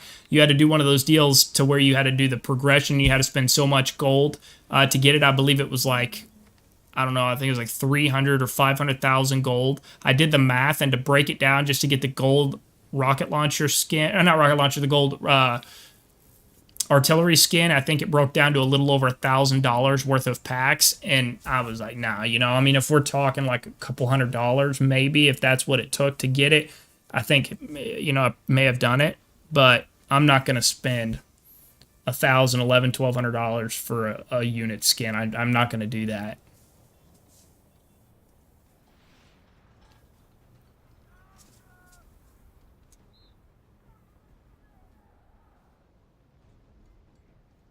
Yeah, I agree, Flips. Yeah, I mean, again, you guys have heard me say, like, I don't mind investing some money into the game, but, again, I just want it to be, some of them, right, are like, and I understand, again, right, it all comes back to a business, so it's not a knock. I completely understand it.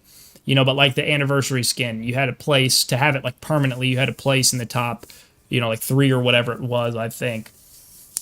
And so it also depends on the server you're in too, right? Like if you're on a server like server 14 or probably like server 27 where you've got just some freaking mega, like freaking giga whale guys. Like, I mean, money's not an object to those guys, right? Like you can't, I mean, if you're a, normal human being, you can't compete with those guys because money is unlimited to some of those guys. It doesn't phase them. It's not an object, and that's awesome. That's good for those guys. But I'm not even going to try to get into a spending war with those guys because it's not going to go well for me. But if I have an opportunity to get the same skins or unit skins or base skins or whatever from like a draw event like the Percy Showroom, you know, where I know I'll get it within a certain amount of pulls, yeah, I'll do that. I'll do that for sure. Gold artist can around $1,100 if I'm correct. Yeah, yeah, yeah. You are. You are, you are. I got the light tank skin on a free draw, and my leader spent a lot of money to get it because he plays it, but I don't play it. So we have fun teasing him. I was like, yeah. I mean, it's just like the draw. Like I said, I got the gold super heavy unit skin that I have. I got that on like I think the $15, $10 or $15, or maybe it's $20. I don't know if there's a 15, but 10. It was like a 5, a 10, and like 15 or 20. One of those early cheaper packs was when I got the super heavy skin pull. And then on the $4.99 one, this event, I was able to get the rocket launcher skin. So knock on wood that I'm able to keep that luck rolling, which is great. You know, but I run the Liberty MBT. I wasn't able to get that, but that was from a different style of event. It wasn't from the Percy Showroom event, unfortunately.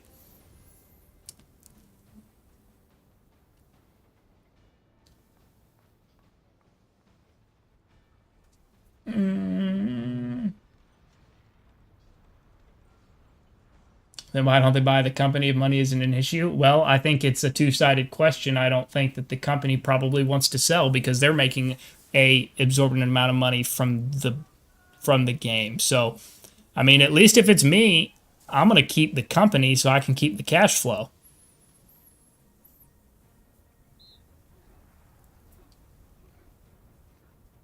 I wouldn't mind a way to trade or sell you. Yeah, I mean, I guess it depends on, you know, how that system looked. I mean, if there was a cap on, you know, I don't know. I mean, if you could just set a price, I mean, you'd have people, you know, obviously hawking it off for a lot more than they paid for it, which, you know, but I don't know. I don't know. I think one thing it would be cool to do would be to be able to trade like blueprints, because there's some blueprint, you know, parts that I desperately need. And then I've got some blueprints that like other people desperately need. And so if we could just swap, you know, that would be sweet. I'm super curious about how Alliance color and descriptions. Do you have an idea how I can do that? Yeah, actually. So I don't know the exact code. You should be able to Google it. But there is a way, and it's just a color code. So what you do is you put a code, and again, I don't remember the codes off the top of my head, but if you just type it into Google, maybe like Warpath, you know, color codes, or just mobile game color codes, something like that, you should be able to find it. But what you do is, like, let's say, what would be a good example? So let's say my Alliance name was Death Wish, and I wanted Death Wish in the Alliance description to be orange.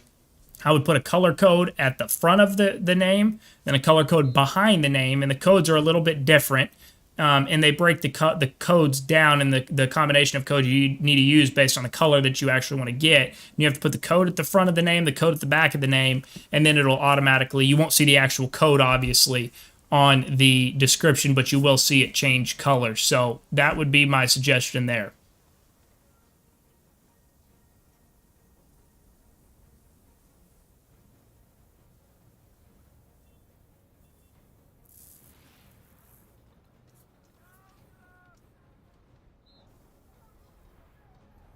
Okay. All right. Elaborate on what you mean, Thomas. What do you mean if they added things that we actually wanted? Like give me like an example, and I'll see what that is, and then I'll give you my thoughts and opinions, and then play probably a little bit of devil's advocate to give you. Because here's the thing, guys. You've heard me talk about this, and of course everybody's got their own opinion, and that's okay.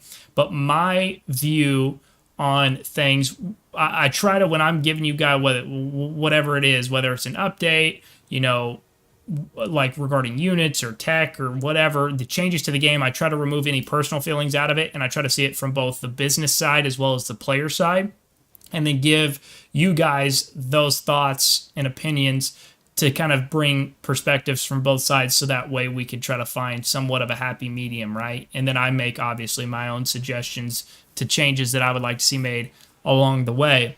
But a lot of people, and I'm not saying anybody in particular, I'm just saying a lot of the suggestions I see is people are looking at it from their perspective only, not other players' perspective, not the community as a whole's perspective, and not from the business perspective of Lilith. So I try to keep all of those things into consideration. What will be your overall power without troops? I don't know.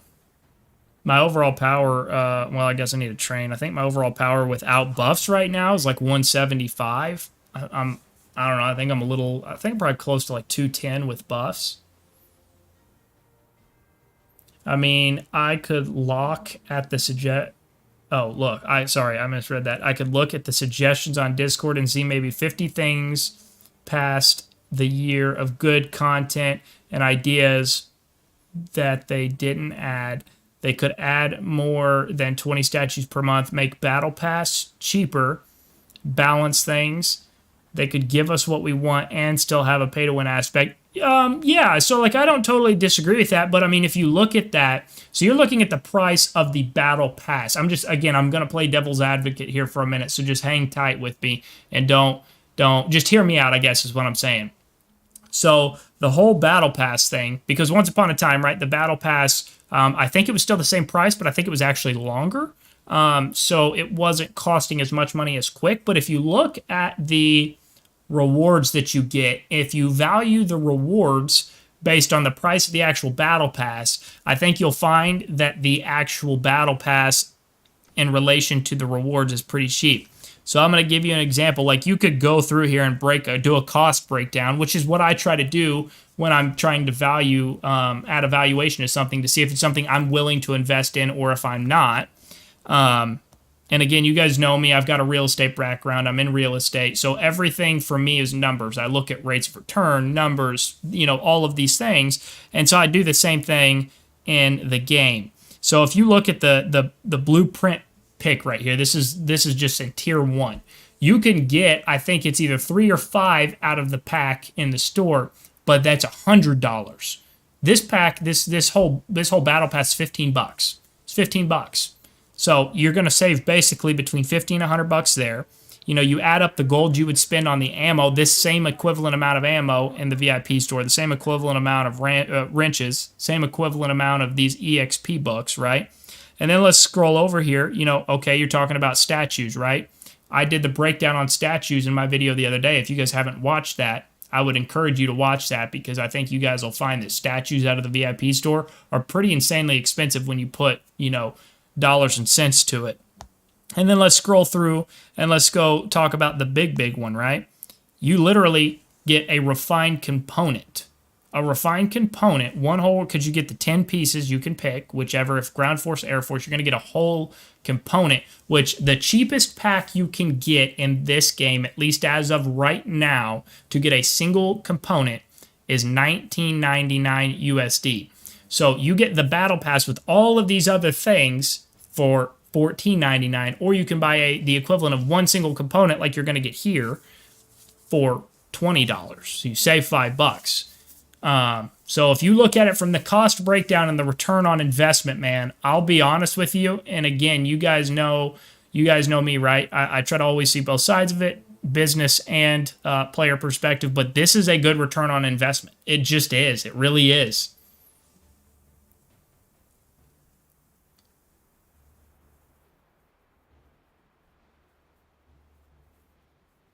Battle Pass has always been overpriced, though. We have to pick between components and officer statues. We should get both. They add whack emotes 3 battle passes ago. They added a thumbs up emote. They've been adding that. I think the pass is pretty balanced. Prototype pieces are becoming an issue for me personally. For a few others, would be nice to implement them as rewards in level 4. Yeah, prototype pieces are tough for everybody, right? And I know we're kind of all in that same boat. But here's the thing. It's, again, playing devil's advocate because I've thought about this. And I wouldn't be upset if they added prototype pieces as rewards to the game. I really would not be. But take into consideration the balance aspect of this, right? Like if they add prototype pieces as rewards, it's going to speed up the progression, which means that people are going to get bored faster, right? They're trying to keep it a balance. Now, obviously, you've got your mega whales that are going to just they don't care, and they're just going to pay and get everything as quickly as possible. But the average player like myself, and probably like most of you guys, are, I personally don't mind the grind to get these because it keeps it fun. It keeps me having to work for something. I think it should be $10. I mean, you could. I mean, here's the thing, though, right? So, like, and I think we would all be okay if something got cheaper, right? But again, I think the value's there. This is my personal opinion, so take it for what it's worth. But I think the value is there in the Battle Pass. I think the $14.99 with the rewards or the items that you're going to get from the Battle Pass, I think the value is actually exceeding what the price of the Battle Pass is worth. So I don't mind investing in that because I actually feel like I'm saving money. And technically speaking, I am. By getting the Battle Pass versus actually just buying these items directly, whether it's via a pack or VIP store or whatever have you. But again, take this, from both sides, right? If they start making things cheaper, right, then they start not being able to update the game as often. The quality of the updates goes down, right? The quality of the graphics, the stability, the playability, all of these things are directly impacted by them making less money. And it's a double-edged sword, right? Because if they start doing less updates, if the quality of updates starts going down, if they start, let's say theoretically, they started running ads in the game to make up for the difference in price, right? Everybody would have something to say about that. So I think as a community, we have to really try to keep both sides of this conversation in play because I know none of us want ads on the freaking game. We enjoy these updates and improvements to the game, right? Sure, there's obviously things that are being added that a lot of people don't agree with and that are a little unnecessary in terms of the paying aspect of it, but take my opinion for what it's worth. Ivan, thank you so much for the $2 donation. I really appreciate it. Level 13 kills, 61K. Level 14, 32K. Level 15, 11K. That's awesome, man. That's definitely more than I've got in all of those categories. So sounds like you're crushing it for sure, man. Good for you. Gunship or Predator as a super weapon. Any details? Yeah, I don't know any information on the super weapon. I actually just released this morning the roadmap video. If you haven't watched that, definitely would be worth checking out. I just kind of go over the roadmap. I give you guys my thoughts, my opinions, things like that. And I remember, if you guys remember, they did this dev video. I don't know, maybe 6 months ago, something like that. I don't really remember, to be honest with you. But they did this video, and somebody made a hilarious suggestion that they should add like a nuke to the game. And do I think it's going to be a nuke? Probably not, but I mean, I guess anything's entirely possible. So I thought that was hilarious that they're adding super weapons. I assume it's probably going to be something along the lines of like an alliance skill, like technology skill, but I mean, I don't know. We'll have to wait and see. Let's see. Found out this battle pass yesterday. It came out, and now it's 3 days left. Yeah, if it has just 3 days left, I'd probably hold off. Unless you're just dying to get that picture frame, I'd probably hold off and wait till the fresh pass becomes available.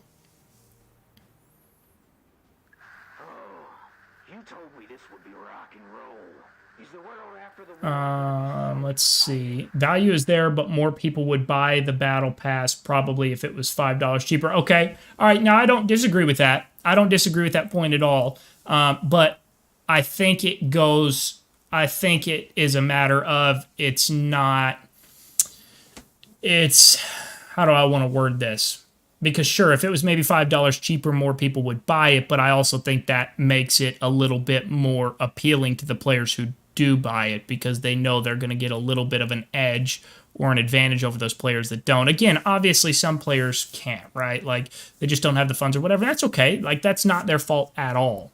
The one thing I really do appreciate about this game, and I don't have a lot of experience in like other mobile games, but one thing I can really appreciate about Warpath is they've done a really good job, in my opinion, of adding a lot of ways to get items that keep them relevant in the game and keep them competitive. Like there's a plethora of ways now to get like refined components. Like, so refined components are not at a shortage for anybody, whether you're a free to play, low spender, or mega whale. And I appreciate that because, again, it's all about the community as a whole enjoying it. And if there's not cheap or free options or ways for people to get things, then it does get very boring very quickly for a lot of players.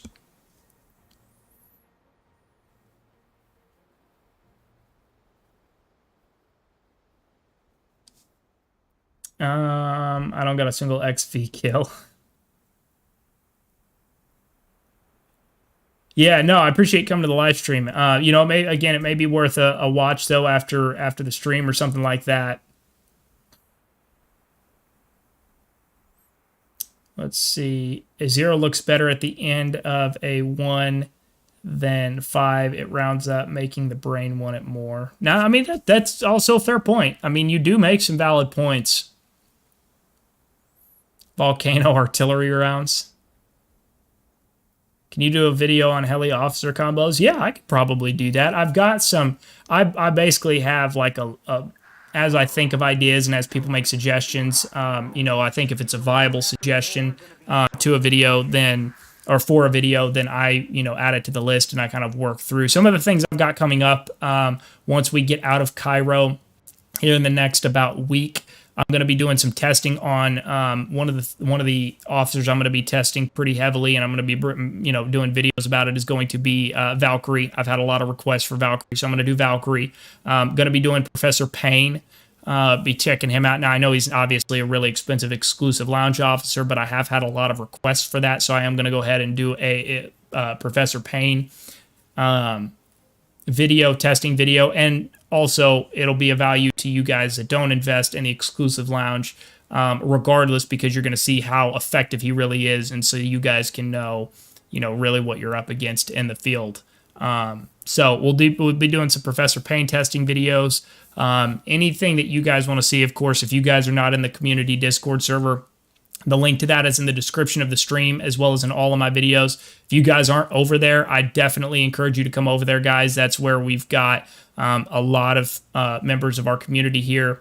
I'm over there directly, and it's separate from the actual official Warpath Discord server, so you guys can talk amongst each other. Of course, I talk in there. There's a whole suggestion thing in that server. So if you guys have any video suggestions, come on, let us know about them. People can vote up, vote down. Things that have upvotes, I add to the list.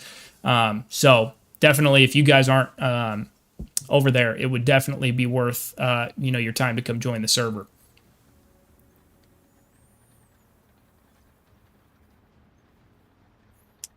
Legion, you can't dilute things too much, otherwise makes it pointless and would have to bring other prices down. Glad most of y'all don't work in banking, geopolitical finance. Yeah, I mean, but see, that's the other side of it, right? Like, you are right. It does, if you start dropping the price, it dilutes at least the value in some regards. Because, like, for example, if you drop the price, you're getting it a little over, technically more than just one prototype piece. You're getting one full prototype piece out of the battle pass, and then like a few actual prototype pieces, and they're scattered amongst as well. And then so the cheap pack, which is $20 for the single prototype piece, you have to bring that down if you bring the price of the battle pass down. So I get that. That's a fair point.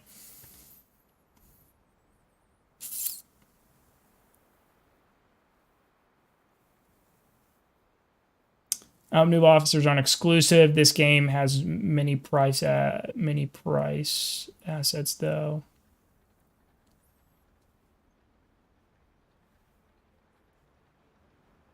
All right, Arif, I appreciate you coming by. Thank you very much.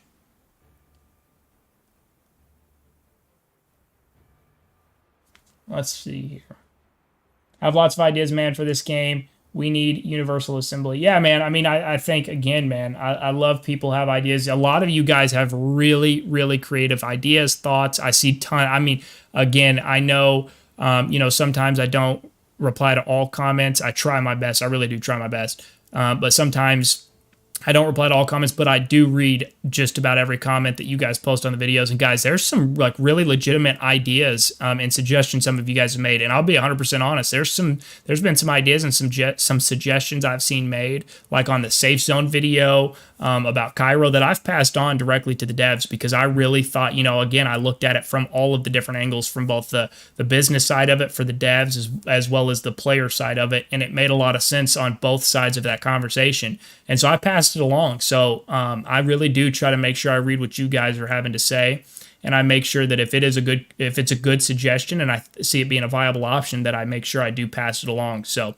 just know that you guys I am making sure I'm using my platform here, as a voice for you guys as the Warpath community. And so I'm always kind of trying to stay in the loop of what you guys are saying and doing.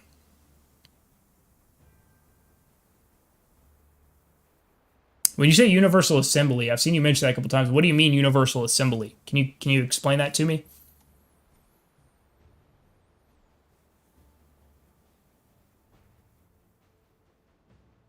Will you be able to make a 7.2 unit with 2,000 unit? No, no, you won't. You're going to need about, I think it's between like 32 and 3,500 Universal coupons to make a 7.2 unit.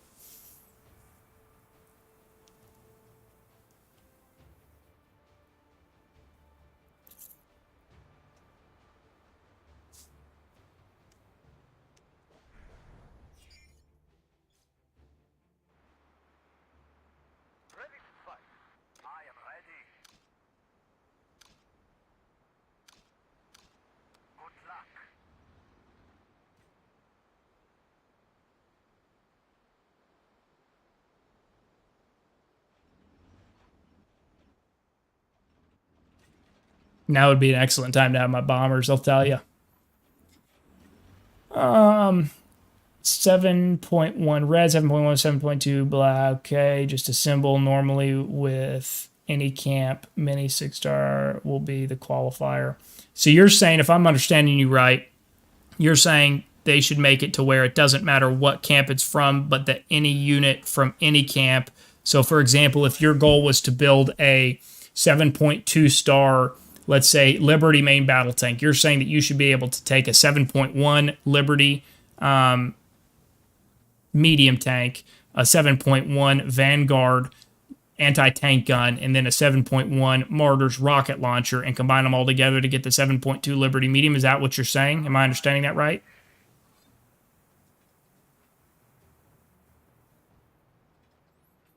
Yeah, because it takes half a year. Okay, all right, you said yes. Okay, so the problem with that is, though, is that takes away from the strategic side of things, right? Because then you're able to just hodgepodge anything together, and there's really, not only does it does speed things up, I'll give you that, but you also have to factor in the balancing of it, right? Because if people are able to move so fast, people close the gap so fast that it's no longer fun for anybody. So just keep that in mind, man. And here's the next conversation. If you could do that, then you have to have a conversation about prototype pieces. How do you break down prototype pieces based on camp? So you have to be, that's where the strategic side of this, guys, comes into play. It's a strategy war game.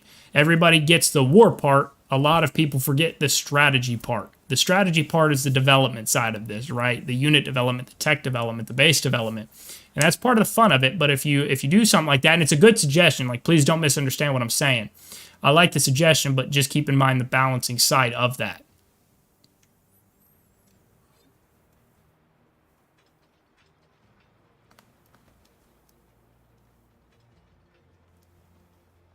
No, Scooter. It's about 32 to 3,500 universals.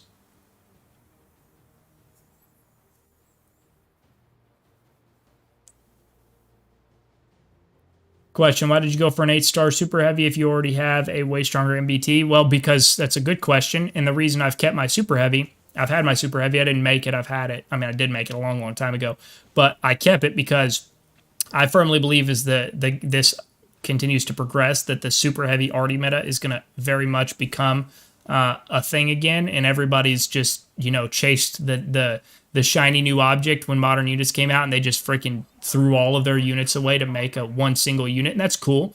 As you guys can see, I have a 9.1 I am not far off from it finally being 9.2, but it's taken me a little longer because I've taken a more conservative approach. And what's going to happen, though, is that I'm actually going to pass the people that have just thrown everything away to get to 9.1 or 9.2 super quick, because they're going to have to spend a whole lot of extra time rebuilding these units and things like that. And I've already got them, so I'm going past them quickly. So I was slower on the front end, but I'll be making it up on the back end.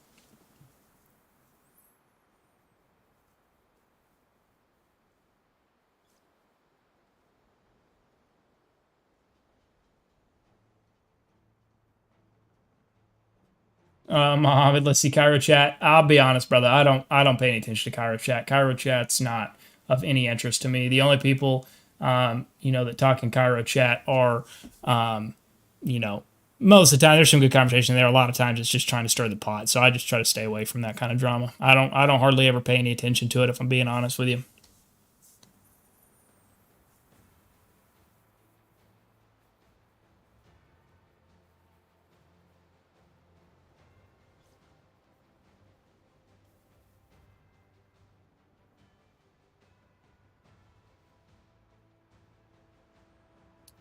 Is 75 mil good for a server that? I mean, I don't know. I don't know how long server 32's been out, to be honest with you.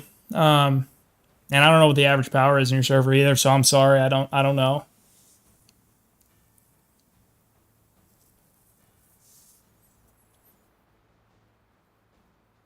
Yeah, I mean, I'll just be honest with you, Thomas. I mean, I see what you're saying, and I hear you. It would definitely make things faster, but they're never going to add universal assembly. Like, that's just never going to happen. That doesn't, you can't keep prototype pieces the same if you have universal assembly. It won't. It's not really a viable option.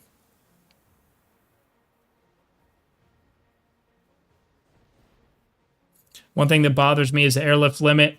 We do a lot of building and fighting, and sometimes we get our bases burned several times. I can only lift 4 times, then I have to drive. Then I have to drive home. Well, yeah. So that's, again, that goes back to the strategic side of things, right? If you're doing a lot of building and fighting, then you have to be strategic about your fighting. You have to be strategic about your building, because once you run out of airlifts, you're right. You got to drive back, and that's, I mean, we used to, now they've got packs that kind of counter that, right? You can buy SOS packs for, a little bit more base health, and then another 2 airlifts or whatever it is. But back in the day, before they had those packs, we would literally, when we were in City 1 through 3 wars and things like that, we would just sit there and count the airlifts of the biggest players in the other alliances. Once they were out of airlifts, we would just get to work, because they couldn't come back at a quick enough rate. So it's the strategic side of things, right? You got to be smart with your airlifts. If you could airlift an unlimited amount of times, there would be no point in trying to do anything.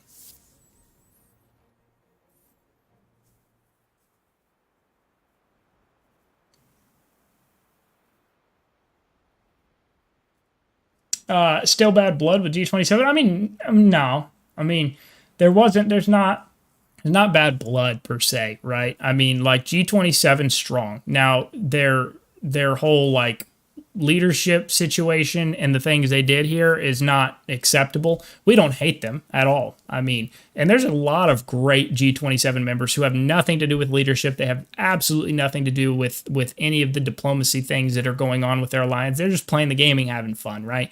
And that's no fault of their own. So we don't hate G27. G27 is probably a little bit mad at us, specifically me, and that's okay, because I don't care.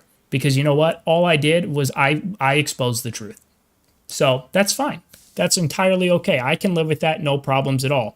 But the thing is G27 is not going to die, right? They're going to plug on, but the fact of the matter remains is that what they did here in this event, which was not great. Again, it was not the fact that they wanted to fight. For any of you guys that are following the situation, it was not the fact they wanted to fight. We love to fight. We really love to fight. We wanted to fight them. You guys saw that, for those of you that watched the video. We just simply asked to reschedule the fight, period. And so it was a well orchestrated situation on their part. I'm not going to go into details again, because there are some really good players in G27. There's some really good people in G27, but the fact remains that the way their leadership did their situation with us was not appreciated. So that's kind of where we're at. It just wasn't appreciated, but we don't hate them or anything like that.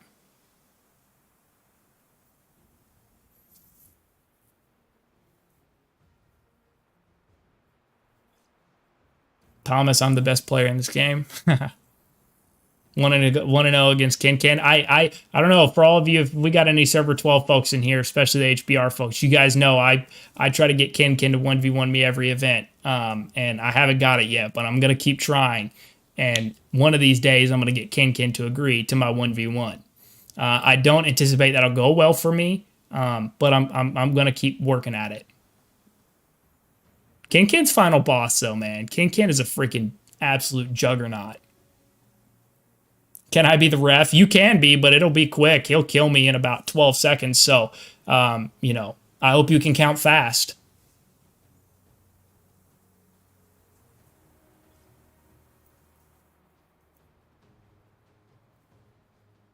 Nah, you got it. Yeah, I might if he fights with one 3-star unit, because it's going to take me an hour and a half to kill his base with all of my units.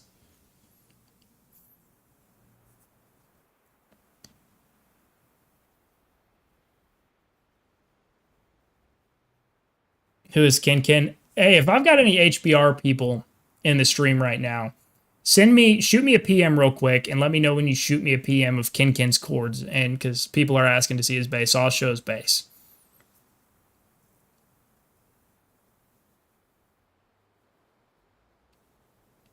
Yeah, I think so. I saw. Oh, I guess it wasn't that long ago. Maybe a couple of days ago, maybe. I don't know. Somebody was talking about Ken, and it was Legion. That's who it was. It was Legion. I think he said he maybe has like 4 or 5 9.2 ground force and maybe like 1 9.2 air force. Got a bunch. Unitio both great. It's time you guys should go as one and make a whale alliance. Yeah, I mean, I'll be honest with you. I don't know what that looks like for us. I don't have anything to do with leadership. I don't have anything to do with any of that. And that's very much intentional. I don't want to have anything to do with that. But we'll see what happens.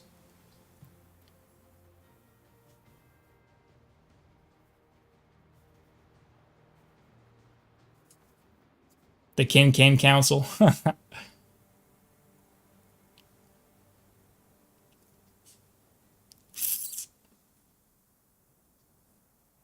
David, my alliance on server 17 will be dropping into San Francisco in about 5.5 hours. Good luck, David. I wish you guys the best.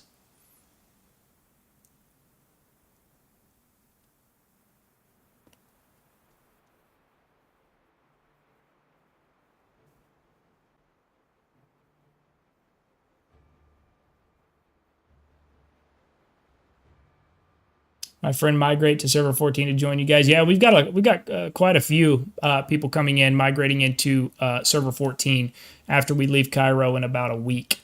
So that'll be good. We should be able to jump up quite a bit in power. I know UN's got quite a few cross-server recruits coming in. I had a group of guys, about 10 guys, that reached out to me the other night. They're wanting to all come over. They're all around the 200+ million mark, or most of them are.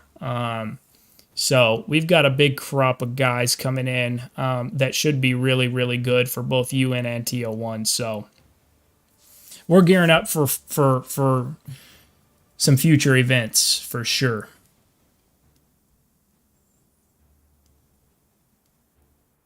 We need a plan A, plan B, and plan C. Plan B to make sure plan A works, and plan C to make sure you don't forget the other plans.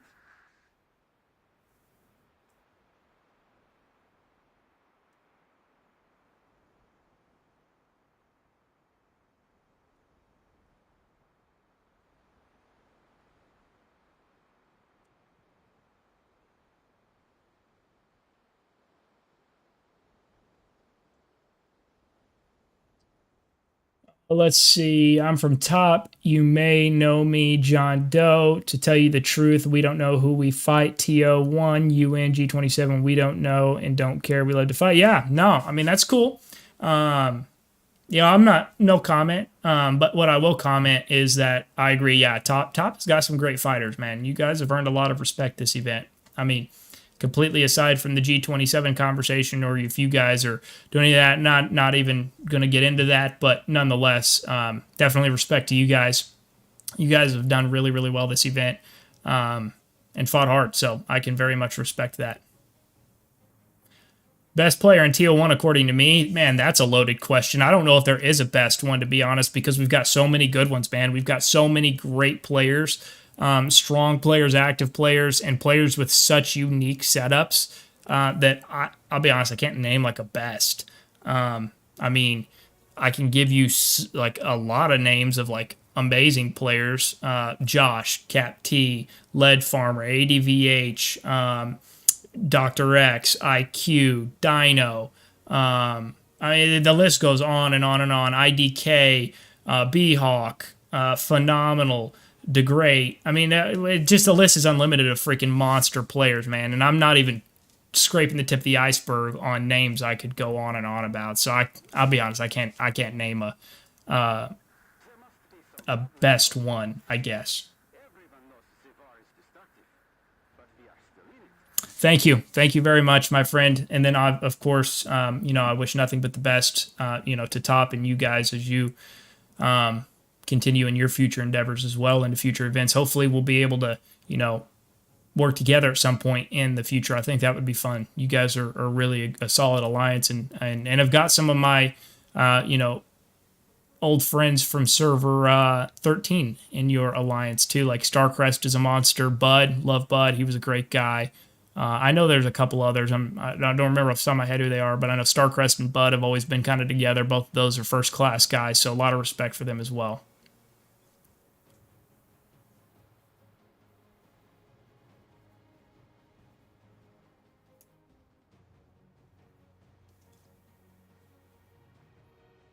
All right, guys, I'm going to go ahead and shut it down. I'm going to grab some lunch, get a little bit of work done, guys, but I really appreciate everybody coming to hang out in the stream. If you guys have not already liked the stream, please do consider doing that. It'll help me and the channel out tremendously. Hope you guys had some fun.